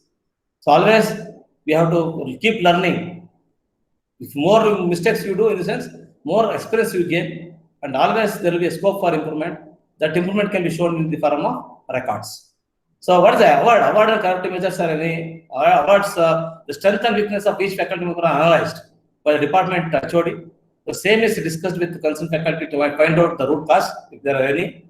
And there should not be any personal ventures. There should not be any personal interests. And definitely we have to be like, especially head of the department should show that kind of maturity. The head of the department is the one is responsible. Not only just imagine what about the level of head of the institution. You should have more responsibility should be there, and they will possess. So the way actually you have to follow from a great administrators where they have their own style of administration. So I have learned so many things from the great principals where actually I am working. I worked already. So each and everybody has got their own strengths. So being a learner, I should be able to always see the positive things in the person, not finding a fault and mistakes of a person and following and discussing on that. So definitely it will be a waste of time and we won't gain anything. Ultimately, people not appreciate for that, right? And in front actually they will prize. Definitely behind there will be a lot of criticism, which should not actually allow. So the same kind of thing has been discussed with the concerned faculty roles class. The faculty is advised in case of any specific improvements that are required. Okay, it's actually a constructive improvement. A constructive improvement is always should be welcome.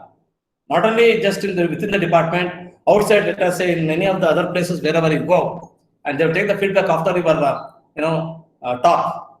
And if you have the habit of going and deliver talk in other colleges, it gives more confidence. And you may do some mistakes, but still the confidence level will be boosted. The principal and HOD counsel the faculty having poor ratings, right? So poor ratings you can define. Any teacher getting fewer score in the scale of less than 3, I have taken 3 in any parameters, advised to improve the performance. With regard to that parameter, faculty with good ratings may be rewarded with suitable incentives and certificates. This is what actually I have just added a line. Anyway, the reward need not be in the form of any materials. If you identify, let us say, in the department, I still remember where if I had done some good work, if I had done something exceptional, and there are so many faculty, but you have done something exceptional and you have done that work, taking responsibility. If you have another department or principal, if you appreciate, a word of appreciation gives a lot of satisfaction and more interest, and will be more enthusiastic to do a lot of things. And intensity can be decided and it will be given. I don't know at the government level, I think it will be difficult, but definitely certificate can be given as a best teacher or best mentor or best. These are all actually small things. You won't lose much, much amount is not required for this. A certificate can be printed and it can be given to the staff members or students to encourage them. So every year training, and this will be useful during your appraisal, during your promotions. And if you have this additional certificate from the department, obviously it will be an additional equipment for you to show your skill. So to add your an additional skill along with your existing knowledge. Every year, training sessions and faculty development programs are arranged for the institute for teachers for advanced technology wherever it is required. And another first thing is, and for any sort of FDPs, if you apply for any government agencies, definitely the preference will be given to government colleges. And we have that advantage. Only thing is we need to conduct more FDPs, more such programs, so that everyone going to benefit out of it. So what are the feedback on facilities available? Facilities in the sense, what are the amenities you have got in the department? This assessment is based on research few, but you can add any number or you can delete. And I think most of the things we don't have, we will have in over a period of time. So day will come where the people will prefer the government colleges as first option. Okay. So the assessment is based on the student feedback collection, analysis, and corrective action taken. What are the feedbacks you can take? See, these are you can have a feedback on facility forum, right? What are every year outgoing students can give their feedback. How is the college infrastructure, and what is the effective of teaching process, and what are the department resources are happy, and what resources you feel it should be added. How about library facility, whether it's adequate, or you require anything to be improved. All those things can be taken.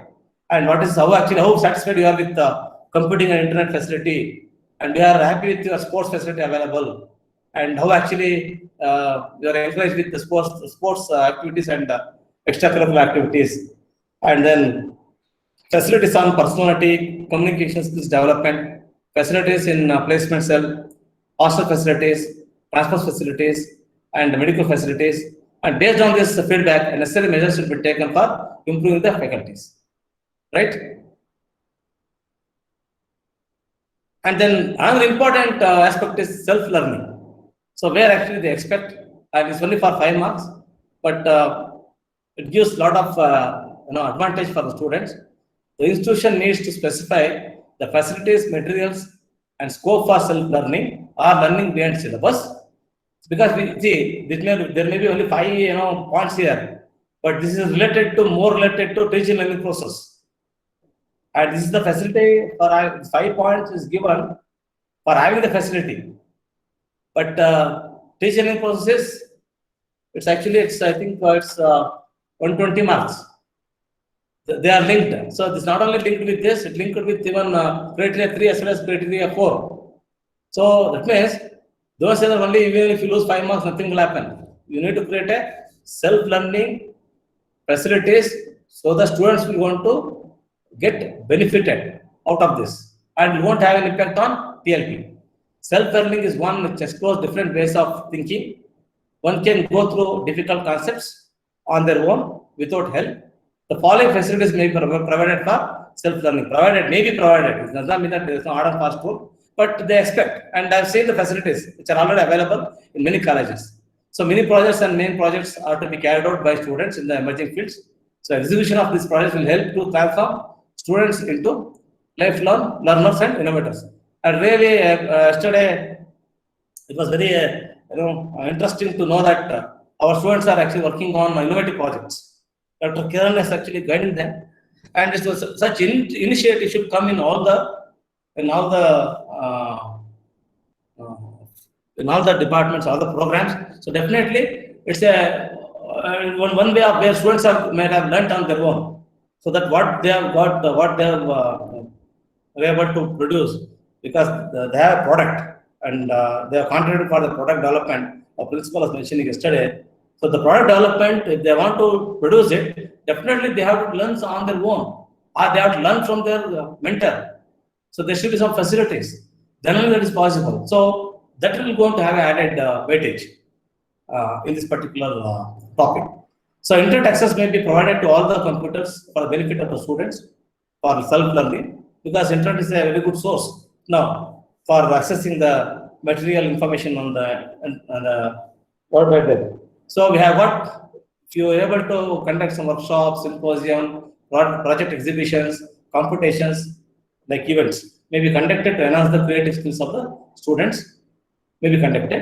So students shall be allowed to participate in technical competitions, paper presentations outside the institutions.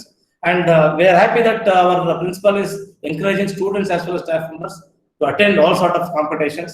And students have got some prizes under the leadership of our staff, Madhavya sir, and other teachers from other departments. And they got best paper awards. They got first prize in innovative competitions, technical competitions. In our computer science, students have gone outside college and have brought knowledge to the department. So definitely we'll get good students, since we are all government college and all the students are actually their best merit-based students. And obviously we'll have a good cream of students. We have to nurture them in over a period of course and we have to guide them. So laboratory facilities are to be made available behind working hours for doing projects and improving knowledge in programming. Digital library facilities may be made available for the students where online access for ebooks, because you have been prescribed for e-journals, ebooks, and consortium. ACT consortium was being purchased it's been provided by BTU, and we are able to use the facility and provided even in the behind working hours. Students are insisted to deliver, and even last time actually we procured some learning materials from IEEE. We had we are fortunate enough to utilize the facility. This been shared with our students and the staff members. So as we can see, there are different ways of providing the facility. As we discussed yesterday, it's up to the students and the staff members to utilize them, and the utilization percentage will be seriously checked by the NBA team. So students are insisted to deliver technical seminars and advanced technology so that they can learn on their own and present it. So web-based learning may be encouraged. There are so many tools which are available: MOOCs, NPTEL, SWAYAM, Coursera, Udemy, all these things will be considered. And then, DEX, Core, Center of Excellence, Research Development thing. We have got YouTube, which helps to learn on their own irrespective of the regular classrooms. So it's one way out. It is in addition to your classroom teaching, and even another, I have forgotten, sorry, I could have added LMS. Our own higher education department has given an option for students to learn during this pandemic condition. So easily they can access, and we are all working for that LMS e-contents development, and already we have succeeded last semester, and definitely it will be a big boom for students to learn on their own. When they are in remote places, they should be able to access. Right? And coming to this, the continuation, this is what an interesting point is. Yesterday I got a mail from a message from a principal. Instantly there is a point where actually added through spoken tutorial program, the students can enhance their future prospect by taking skills and certificates on the range of popular and lucrative software courses. So this was actually yesterday. I got a message in the group. Principal shared intimation related to this particular facility, spokentutorials.org. They are actually ready to help us, and you can take some courses. It's available for both students and faculty members. So yesterday we received information from our Directorate of Collegiate and Technical Education regarding this. So professional bodies of student chapters are to be established, where students can get platform to achieve knowledge that offers valuable information and resources for their career enhancement. Club activities at the institute level, department level can exist to enhance the leadership qualities and self-learning capabilities. This is very, very important. And even we had one hobby club in our college, which was supported by external people, and we conducted a lot of events. And even we should thank the textile department, especially, and with the support of principal, we could able to conduct a series of lectures. I think we have conducted more than myself. I have conducted more than 7 to 8 lectures series, and this opportunity was given to all the programs, all the departments. All the department used to organize an expert lecture from outside, and there was a small monetary support from the college side. It has been actually supported from alumni of textile department, what we have, so that we have done some sort of activities continuously. So This actually only it's possible with the support of our bureau principal. So professional, the institute library should have a collection of reference books, handbooks on different different subjects, online journals, hardboard journals, magazines have to be available in the library. You see, there should be available. So see, sometimes if journal is available online, then the hard copy of the journal is not actually asked for. Only when the online journal is not available, the hard copy is actually preferred. Because in some mechanical and electronics and electrical journals, including civil journals, they come only nowadays. It comes only nowadays. I think there is a replacement. They comes only with only hardbound copies journals. So there actually you can have online journals in that place. The institute should have a membership of ARI and British Council Library. For accessing this, there are actually memberships which can share British Council for English and for aptitude and reasoning. We can have this particular membership. They are all very rare to access. They are expensive, in fact. So we can provide to the students, and we have even NPTEL videos, educational series for from lecturers, professors, and we have got internet, and we should get internet facility, web facility, which we provided for all the students and staff as much as possible to update themselves with the current news, the latest technology developments. Students, staff, and available should avail the facilities of newspaper, and we have got a newspaper and magazines in the library regularly. And whenever you have free time, you have the habit of the students will have the habit of reading the newspaper. Your faculty can go and access the facility. Students are provided with book bank facility. This is there even in our college. Almost all the colleges got. And question paper set of all the subjects of previous universities exams should be made available in the central library. All actually thing what I have listed. I have listed almost all. Just referred so many things, and myself I recollected and added. And what project reports are very much required, maintained in the library department, which are referred regularly by the students. Institute library may be kept on copy behind, kept open behind working hours. Behind hours in a sense, behind working hours. So these are all actually the facility where the college can provide for the students and the teachers for self-learning. Yes, self-learning is not only for the students; it's also for the teachers. And I'm very happy that happy to announce that most of the staff members in our government engineering colleges, they have taken MOOC course certifications. They have passed with some good grades. So that shows that shows that they are very much competent enough to teach our students. And still more such things should be encouraged among all the staff members to excel in their own fields. So coming to this, the placement, that is for 10 marks. So this was actually more in the previous year. Now, not more importance is given to placement because all the 4 colleges we lack in placements, right? So we may lose 10 marks here, but still, as Professor Tippasarkar is mentioning, even off campus also we consider. Once again, it all depends upon the expert because there is no hard and fast white and black lines saying that placements can be offline or off campus. Definitely we want to consider off campus also because we know the difficulty. We know the difficulty of government colleges, how our students are struggling to place placement. So wherever I go, let's say I went to a remote college in Andhra Pradesh, in some village. The college is placed very remote. But the beauty of the college is it is very much maintained, well maintained.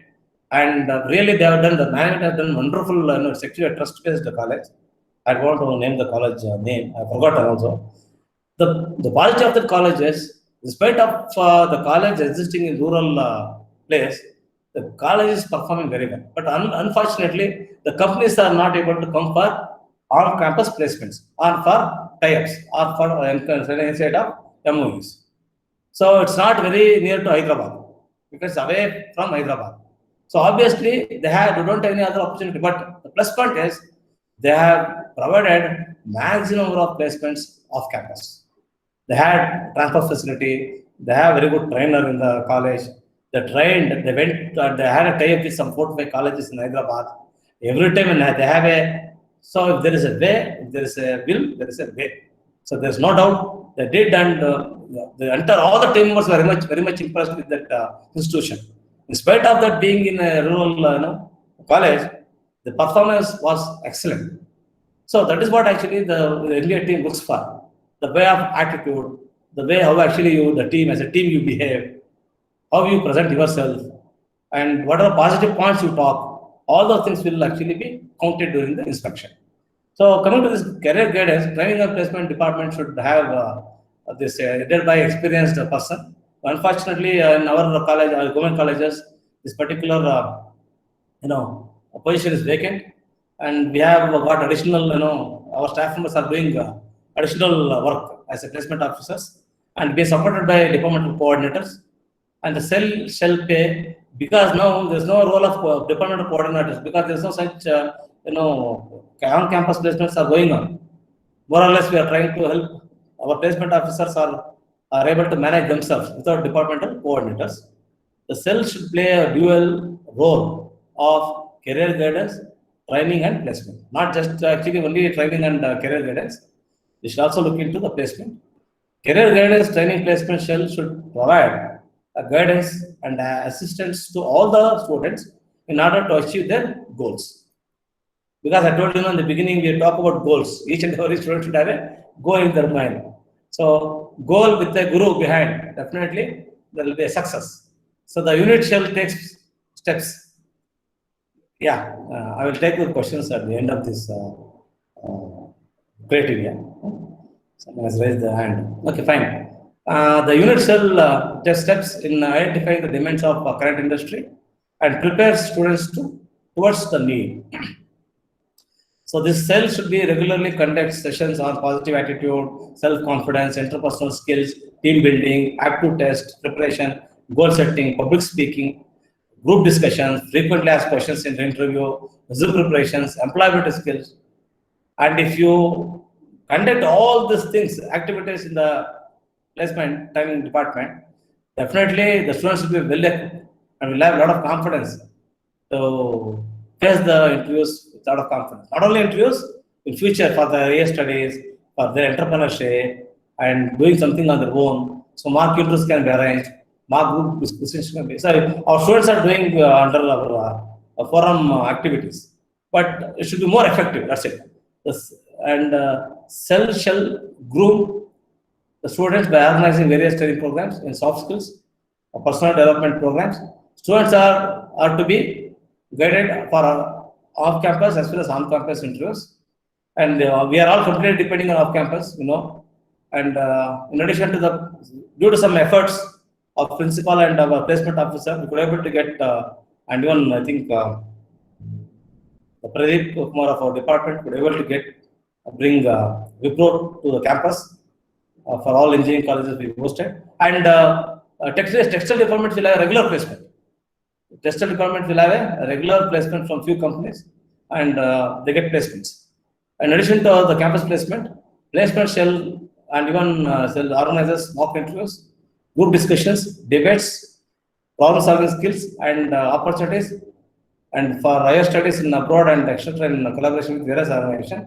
I forgot to mention even the government college also actually helped in getting some companies for students placements, and they are very active with these activities. And then coming to the entrepreneurship cell. So this is actually a very important cell. It gives 5 marks. So what the cell should do? This institution should conduct entrepreneurship development activities.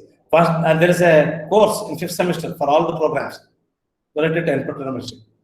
The purpose of this course is to create interest among students for not waiting for doing jobs under somebody. They should be independent. They should think independently, so that by the time they finish their course or by the time they finish a training program, they should be able to take up some sort of, independent activities, entrepreneurial activities. So entrepreneurs are required to start their entrepreneurial skills they need to possess. Okay, enterprise will come as an outcome. Institute shall conduct entrepreneurship development activities for encouraging development of entrepreneurial skills in the students. So they need to create, because most of the students are not aware of what are the available possibilities, how to start, how to get an idea, whom to approach, who is going to fund them, and what kind of preparation they have to get, and what are the clearances they have to get, why NOCs are required, and how actually they have to do. All those things are actually been addressed in that course.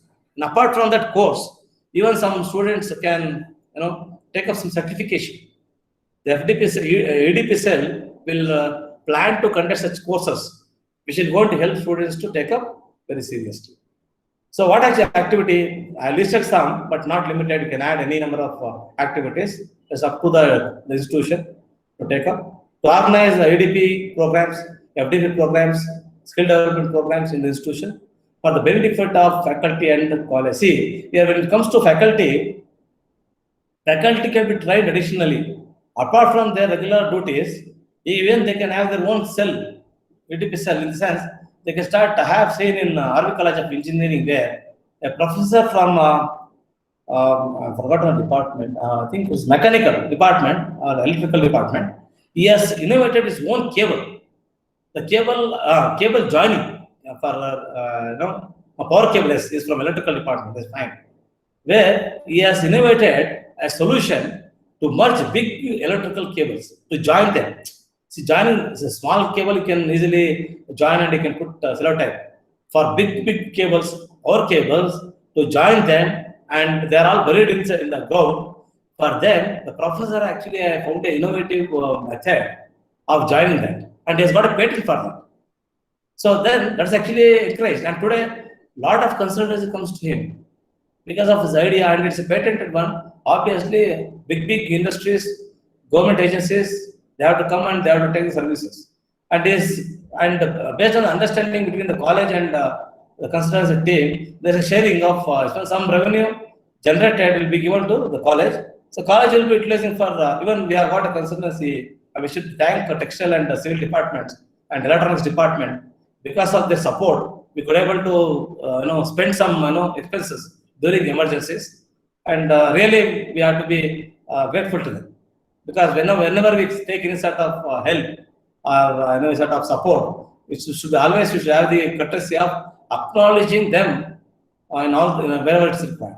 Okay, so in that aspect they have supported us. So to arrange interaction with the entrepreneurs and to create a mentorship scheme for student entrepreneurs. So this is what actually the other activity, to arrange visits to industries for prospective entrepreneurs. Let us say if electronic company, computer science industry, computer software company, we can take them, and any civil plants, cement factories, plant, or some other construction place, wherever they can plan and they can show how actually they can, apart from in their programs, department specific, even they can do some entrepreneurial discipline entrepreneurship on their own. So every year entrepreneurship awareness camp shall be conducted for final-year students to create awareness on entrepreneurship.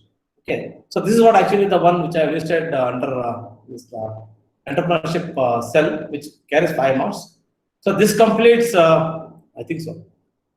No, we got, this is very simple, 10 marks. After this, I think we will come to the end of Criterion. I'll just quickly, I will wind up this slide. So this is related to co-curricular and extracurricular, and everybody, students are very much interested in this, isn't it? So usually we will get 10 marks. Almost all the colleges have sport department and extracurricular activities.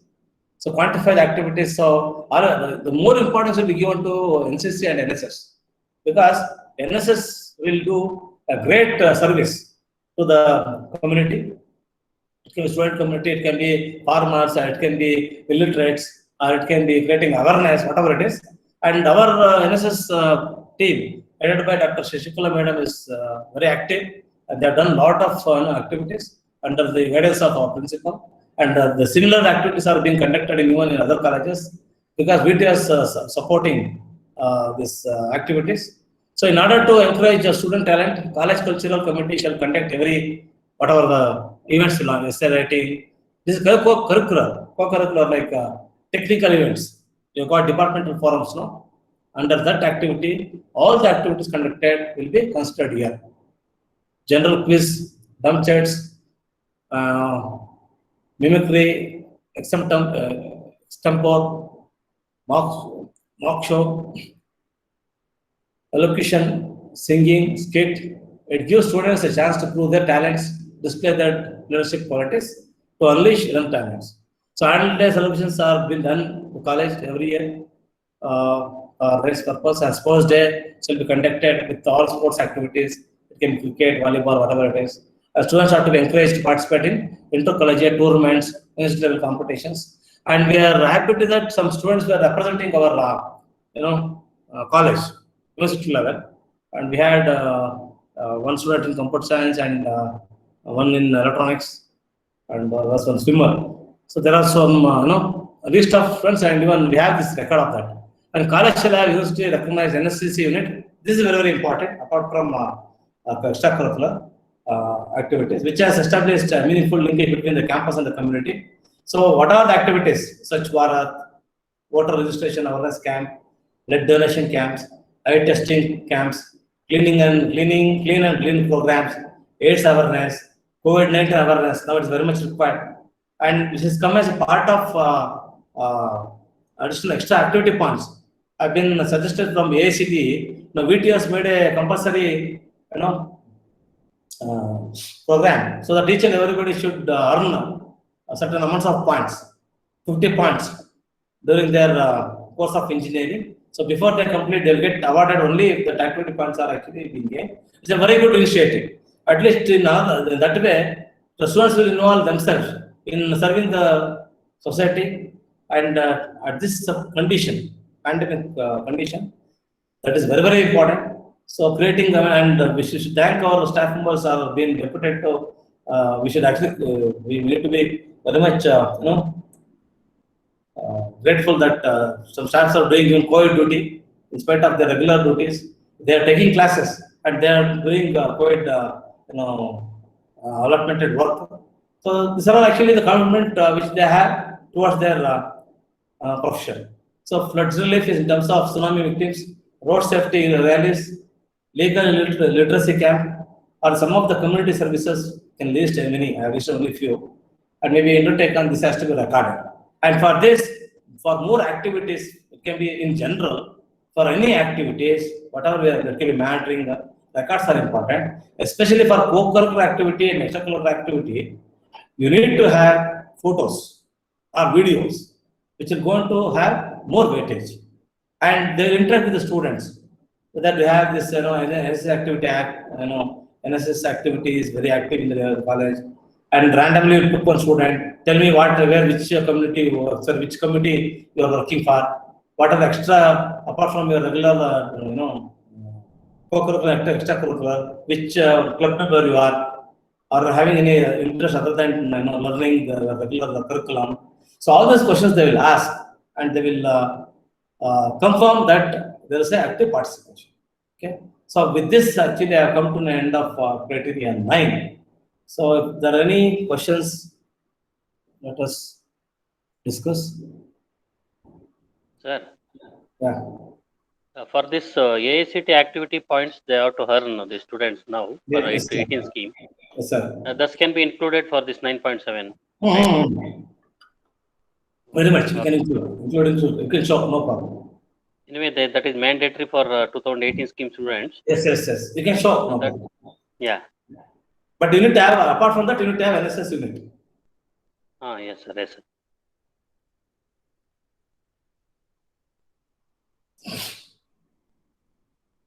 I think most of the things were self-explanatory. I think no one has any questions.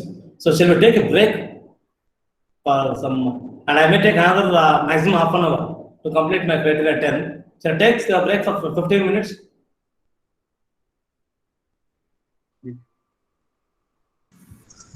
Sir, I think the break is needed for you. You are talking more. We are just listening. Correct. Okay, sir. We'll go for break. Okay. ಅಲ್ಲ ಮತ್ತೆ join ಆಗ್ಬೋದು ಒಂದು half an hour 20 minutes ಆಗುತ್ತೆ ಅಷ್ಟೇ ಇದು ಮುಗಿಸ್ಬಿಡ್ಲಾ ಮುಗಿಸ್ಬಿಡಿ okay fine okay thank you but anyway for this criteria I request principals to interact more in the sense that is what actually is required here. I request principal to ನನ್ನ ಪಾರ್ಟ್ಗಿಂತ ಜಾಸ್ತಿ principles ಯಾಕಂದ್ರೆ ತುಂಬಾ decide ಆಗಿಲ್ಲ ಇದು governance part, but it has got maximum points 120. Okay, so coming to this organization, here you'll get organization, governance and transparency. See, once again you got double, you got Criterion, you will get 5 points for the same state vision and mission of the institute. Apart from this, here also will get the same thing, same vision and mission of the institute. That is for the program. The first criteria what we discussed is for the program, and this is for the institute. And there should be alignment between the departmental vision with the institute vision and mission. There should not be much deviation, right? Right. And here for defining vision and mission is actually debatable. As Professor last time Nagesh was actually mentioning, how do you define finest? It's very difficult, finest. And they say we have to be a outstanding technical education institute. So what do you mean outstanding? How do you rate them? It all depends upon. That's why. But before framing this vision and mission, we have to, as rightly mentioned last time, the SWOT analysis plays a very, very important role. And we are all lucky. I think SKHT people are lucky because we had a workshop from Mr. Vasudevan for strategy planning. And there actually we were all involved. All the staff members were involved in framing vision, mission of the institute, vision, mission of the department, as well as quality policy. I do remember, and then SWOT analysis were done, and this was actually done extensively. The principal actually, thank him, he gave an opportunity for us to participate, and we have this thing ready. And already we were ready for accreditation 3 years back. Once again, there was a gap, and now once again we need to gear up and to start moving towards getting the accreditation. And apart from this, the governing body, administrative setup, functions of various bodies, service rules, procedures, equipment. I need not to bother about much because our since ours is a government college, we follow KCSR rules, and we follow the norms and guidelines of ACT and BT. Right? The same thing I have quoted here. Till today, there is no governing body or governing council exists in the government colleges. The composition of governing council, you can have a senate or academic or administrative bodies, may be formed as per the protocols of the state government, because I don't know whom to make chairman, whom to make secretary, and overall the composition still it is not defined. So it may be on my part, maybe I may be wrong, because being a government service, I don't have the rights to give my insights with respect to composition. It's up to the authorities of the government to take a right decision in forming the composition. So this can be discussed by the principal with the higher authorities and come to an conclusion what to be the composition, who are all should be there, what are their powers, how actually they have to meet. All those things actually they can discuss. The functions and responsibility may be defined as well. They have to define. So the external member, in addition to this, the composition, the external members may be invited to be a part of several community. That is the advantage of this. And meetings may be conducted twice per year, and proceedings in advance, proceedings and attendance may be recorded. This is very, very important, because everywhere they ask for the regular GC meeting attendance and the action taken. And action taken reports for all the meetings should be kept.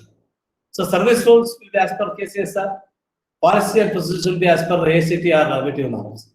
So any comments on this particular topic?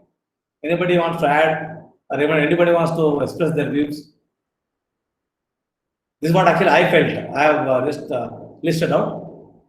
The concerned stakeholders, authorities can throw light on this particular point.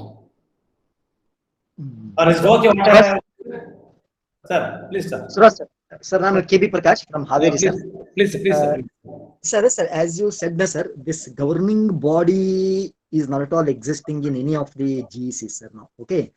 So in sense, again, we have to request our c- commissioner or higher authorities, okay, to constitute this in simple, okay, Yes, sir. wherein the commissioner or DT may be one of the members, sir, in Yes, that, sir. or say chairman, like, okay, sir.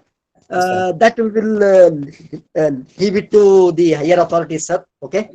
Yes, So sir. what directions they give, we will follow it, Yes, sir. sir. Even I have said same thing I have recorded here. Yes, But sir. anyway, my request is the principal should bring this to notice of concerned people. Sure, sir. Sure, sir. Sure, sure. And you can always you can just tell them that what actually we need for the accreditation purpose. Yes, And sir. because somebody for exit meeting, sir, for exit meeting, Sir. representative from management should come, should be Exactly. present, they must. Yes, sir. So at least we need, if for the first time we don't need any higher officials for the visit. If they come, it will be well and good. We have Yes, the principal presentation on the first day, first meeting. Yes, sir. If the expert, if the representative from our directorate, our commissionerate, if they present, it will be well and good. But at Yes. least they have to be present compulsory during exit meetings, sir. Correct, sir. Exactly. So At least we can say that the JD, yes, sir. JD may be given the authority to represent this thing, sir. Joint directors. Yeah, this is not still documented. It is not Yes, sir. finalized. Yes, sir. At least for us, we have to show some sort of document to the experts, sir, who is actually the representation from our side for the government colleges. So this has to be decided, sir. That's it. Yes, sir. Yes, sir. We will.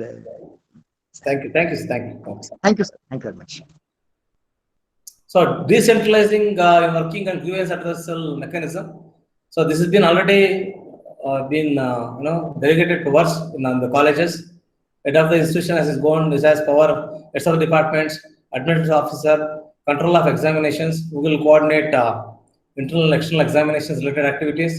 These are all considered as key positions. That's it. And training and placement cell officer, who is responsible for training and guidance program, placement program.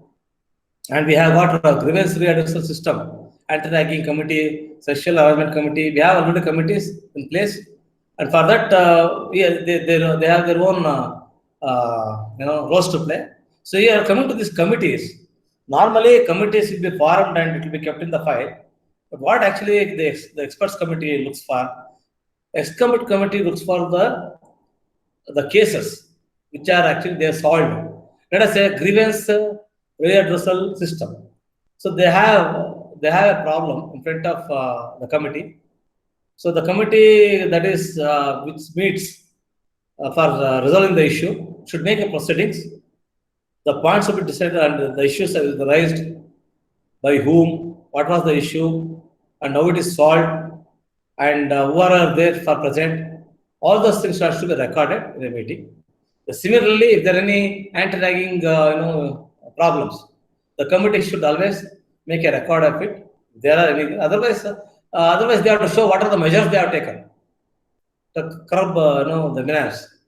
What are the activities they have taken, precautions they have taken, how they are approachable. When the student, let us say, first year student been harassed in the first day itself, whether the student is capable, is comfortable in reaching the higher authorities without any difficulty, or the wardens or staff members are very close, or try to gain contact with first year students, so the students can express their issues.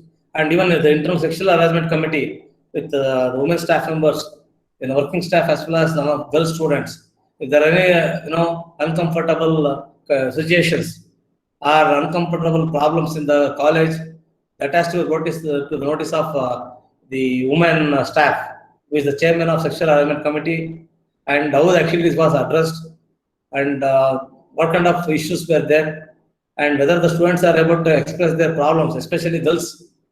Whether girls have separate room for their restrooms separately for taking care of their needs. All those things actually they check. And the committee of staff grievance cell is formed by the college, which includes teaching and not teaching of the staff. displayed at the prominent location. So they should know who is actually the head of sexual harassment committee, who is the head of anti-ragging committee, with their phone numbers, and the nearest police station, nearest police station inspector will be a member of that particular anti-ragging committee, and you can take some staff members at a different level. Even some students can be a member of sexual harassment committee. All those things can be actually planned. That means it is a duty of the administrative setup to provide an ambience to all the stakeholders so that a conducive environment is created so that no one works or no one studies in a very panic condition or a closed condition or a fearing condition. That's it. So that is what actually the major purpose of this committee, committee of farming. And online grievance facility is being provided to the institution. It is very, very much required. And even ASCT is, insists to have an online grievance facility, which is provided on institute website through stakeholders. Anybody independently they can submit their issues, problems, and they shall be recorded. And your stakeholders can submit their grievances to the committee in person. So both the ways. And if they are not comfortable in submitting in person, they can always use the online facility and they can express their views. So based on the committee, there should be some 4 or 5 selection menus like grievance address system, anti-ragging committee, sexual harassment committee, and counseling committee. So students will select that particular committee and writes information to message to the concern, and it has been sent to the concerned committee. Committee chairman will see and brings to notice of principal, and certain action will be taken, and that whatever the action proceedings which have been taken place should be recorded accordingly. The delegation of financial power just discussed, because I have not listed anything. As far as now I think, as far as my knowledge goes, principal has got the power of 10,000 rupees to spend. So this institution should explicitly mention the financial power delegated to the principal. Education department does not have any powers at all. And relevant in charge to demonstrate the utilization of financial powers for each year of assessment years. I have put to be discussed. So once again, I bring to the notice of all our honorable principals to discuss regarding this delegation of financial powers. And because NDA expects during some emergencies, at least the principal should have a financial power of at least 1 lakh rupees. This is what actually I have seen in all the colleges. Above 1 lakh, they have to take the approval from the management. But till 1 lakh rupees during emergencies, they can use, and there should be some proof that they have spent 1 lakh rupees during the emergency. And coming to the transparency and availability of correct and ambiguous information to the public. This is very, very important because we have something called mandatory disclosure. This has to be available always on the institution website. Information on policy, rules, and dissemination of information to stakeholders is to be made available on the website. Yes, it should be made available. Rules, procedures, and should be followed on the website. And mandatory disclosure, list of governing and all other academic administrative bodies with their membership should be, and their designation and their roles should be mentioned.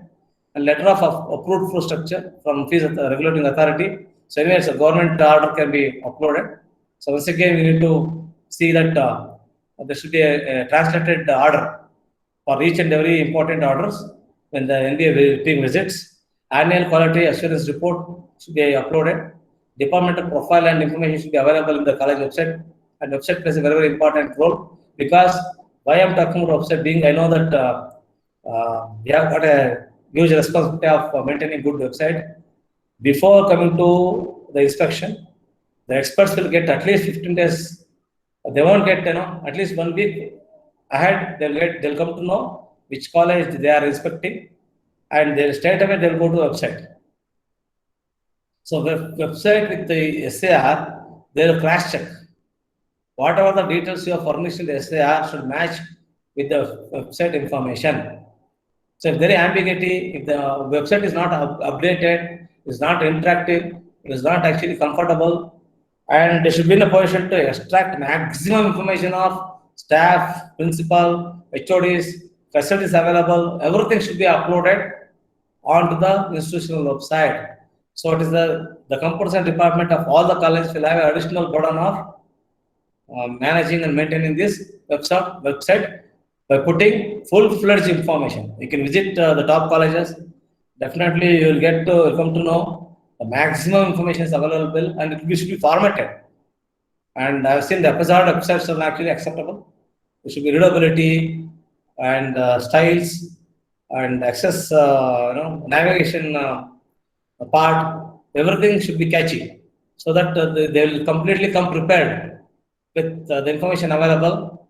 And I have seen some cases where they discussed, the information which is on the website and what they submit are actually not matching. So this leads to a lot of confusion and ambiguity between the experts and the experts committee and the colleges authorities. So let us try to avoid maximum problems within this before they visit our institute. Annual departmental profile and information, and obviously institute prospectus information brochure should be available, which we are going to try to share with our students. So this should be available on institute website. So then coming to budget allocation, this is what actually they expect in this format. The summary of current financial year budget. Financial year is from March to April. Academic year is from June to July. And then July to June. Actual expenditure incurred for institution exclusively for 3 years they have shown. So this is what actually the one we have to show. When a fee is government grants, since our government, almost all the income is from the grant is from government itself. And if you get anything from other sources like consultancy, you have to show. And you have to show the expenditure, right? And you have to calculate the expenditure per student. And you have to show how much profit you are able to earn. And this once again, actually, it's debatable here. The similar table has to be prepared, and this call has to be still taken because we won't get budget allocation as a lump sum to the colleges. There's no separate budget allocation for the programs or the department. So, but still, we can, as with the permission of higher authorities, the budget can be split up and separately it can be shown to the program under different heads. So let us say for infrastructure, if you use for computers, you purchase software, so separate heads can be shown and it can be split up and it can be shown with respect to the programs. Since it is a government institution, once again, we have an advantage of here, the budget allocation and utilization, they won't actually suspect, but still, if you have a clear documentation with proper accounts auditable, anyway our all the accounting will be audited by accountant general. So they are all aware of all these things. So anyway, but we should be kept prepared. It's actually different heads items if you have spent on infrastructure, library, laboratory equipments, laboratory consumables, and you can see teaching and non-teaching salaries also you can show, maintenance and spares, R&D, training, travel, miscellaneous expenses, and if you have spent any other than this, you can specify. So you can show with this format. Current CFY stands for current financial year, and what actually budgeted and how much you have spent. Both are required and it has to match with the records of the AG accounted reports. Anyway, this will be taken care by the chairman of the committee. He is the one which actually looks. So this is what I adequacy of budget allocation. Institution needs to justify the budgeted allocation during assessment years, whether it was allocate, whether you are whatever the budgeted you are, whether you are able to get the amount you budgeted, whether management, whether it is in profit or loss, whether it will be able, management is strong enough to support the requested budget, whether it was spent as per the plan, whether it was actually reallocation of budget was done due to some changes. All those things can be shown here. It takes 10 marks for budget allocation, adequacy. Utilization, it gives 15 marks. See, that is what actually important. Allocation, everybody will allocate. I have seen there, the showing paper, allocation, but utilization will be not satisfactory. That means it clearly shows that they want to show the allocation they are showing, but they are actually stringent, or they are not liberal in spending the funds for the required purpose. So that's where the utilization is 100%, will get full marks. During the assessment years, you have to show, and availability of audited statements on the institute website. Anyway, in our case, you won't have any issues with respect to this because it has been carried out by AG, Accountant Generals. So this is actually the format table, total budget and non-recurring how much, recurring how much. So you have to show for the actual expenditure met and number of students expenditure per student. Similarly, you have to create 3 tables for different financial years, 3 financial previous years. So this actually with respect to the items like adequacy of budget, how much allocation was done, and utilization. Actual expenses should be in the second column. This is for all previous 3 years. Okay, the last but not, I think you have got last topic is library and internet already I have discussed.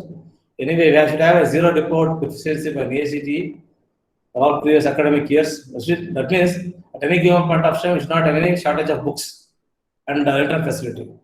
Because they feel that these two are very important to be a part of teaching learning process, and highest importance will be given. So quality of learning resources. Library shall have good collection of varied books related to various courses it offers. Adequate number of titles and volumes must be made available as per norms. The library shall have the policy of enriched library resources. Must welcome requests from students and faculty to raise the requisition for the purpose of good books. The institution shall have the practice of collecting and maintaining rare books. We have this transcripts, special reports, or any other knowledge resources to benefit students and faculty for their knowledge enhancement, research, and exploring new things apart from standard books as per requirements. And at the institution level, we should have the library software with barcode or a digital access should be there. A total number of books is very, very important, total number of volumes, and then hard copy of the journals, national, international journals, e-journals are expected to be there with articles. And memberships of Word e-book subscription, National Digital Library, and we had other membership library membership for libraries. That is digital libraries are, and we need to have a facility to access digital library. At least some minimum 20 to 40 computers should be there in the library with internet good internet facility, and they should be able to have the access. And students should have the should have the facility to go and directly search in the computer whether the book is available or not. If it's available, which place, which corner, which rack, which position the book is available should be made available. Since all the books are being tagged with RFID, the position of book can be easily traced by the device. That is what actually even they expect. Students should not be, should not go around the library for getting the book what they actually require. So library access is another important point. Should be open to students and staff. Behind working hours, in examination time, it remains open for the student access. What actually they expect. So the last thing is that with respect to internet, we have to specify the name of the internet provider which you are using, available bandwidth, whether you have got Wi-Fi facilities and another advantage. So internet access in laboratory, lab, class, in the campus, offices. So everywhere if you have internet access, it is well and good. And we need to have a security arrangements for the internet, especially hardware, firewall, or for content filtering, bandwidth management shall be made available. And another report system, because that is very important to understand the user access priorities. Data log monitoring of the internet users shall be made available to all the stakeholders. Okay, so with this, I think I have come to an end of criteria 10. So this is what briefly I'll take another 2 minutes to wind up. So this is what actually I read. Things we discussed the program specific area criteria. So except continuous improvement, I think we have discussed 1 to 6 in detail. If you focus, the serial number 2, 3, 4, 5 has got maximum points, which is of teaching learning process. And for the first criteria, easily you can get marks. There is no question of any direction. Easily out of 60, if everything is right, I think easily you can score 55.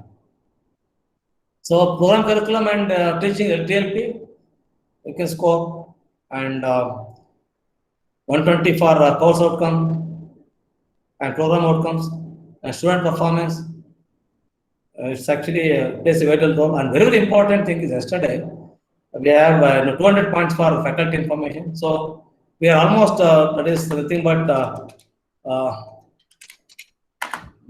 around 40% of marks has been actually contributed from faculty. So faculty contribution plays a vital role. So easily out of 780, if we are able to get around 70%, 546 or 550, and another 150, 550, another 150 means it's around 650. 650 is actually the safest thing. And anyway, award of accreditation for 6 years, actually, I think I'm not targeting for 6 years. Maybe in future, next time we may target, but definitely we can always target for 3 years. The fulfillment requirement is very simple. The program should score minimum 600 points, at least 40 points in the Criterion 5. So which Dr. Kiran sir yesterday explained.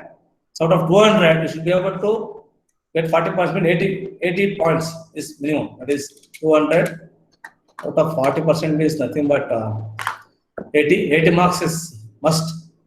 And if you don't get 80 marks, then even if you have scored 600 is out of competition, you will not be able to get accreditation. So there actually you should be very careful in Criterion 5. So the admissions in the AG program under consideration should be more than or equal to 50% that we have. And admissions at overall institution level should be more than 50%. We will have average for 3 years, taking 3 academic years. So at least we need to have one master professor and one associate professor, which can be taken care on a regular basis with PhD. And see here, the faculty ratio is extended up to 1:1:25. It's not 1:20. So we'll have an advantage of this.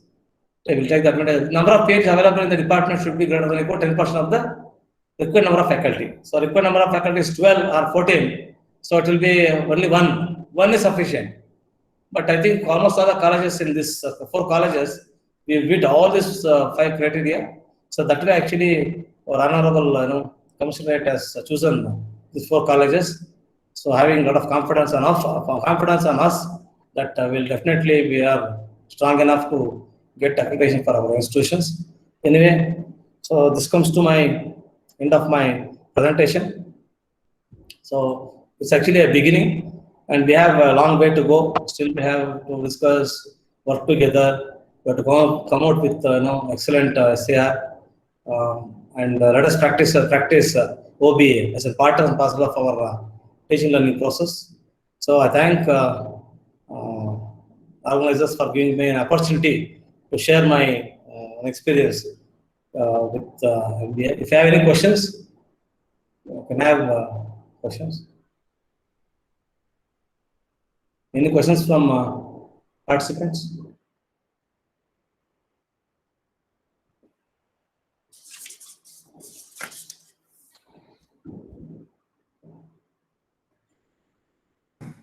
Sir, like the 40% is minimum requirement in criteria 5. Yeah. Is there any requirement that each criteria there should be something of this nature, minimum? No. It's only for Criterion 5. That's why exclusively they have mentioned this for Criterion 5. Other criteria you may get less than 40% also. Acceptable.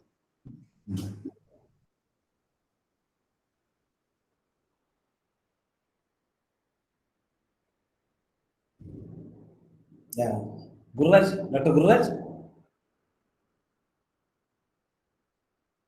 Hello?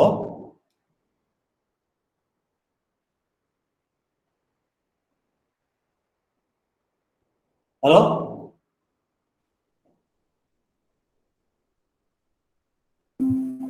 Guru Prasad sir. Pugar sir.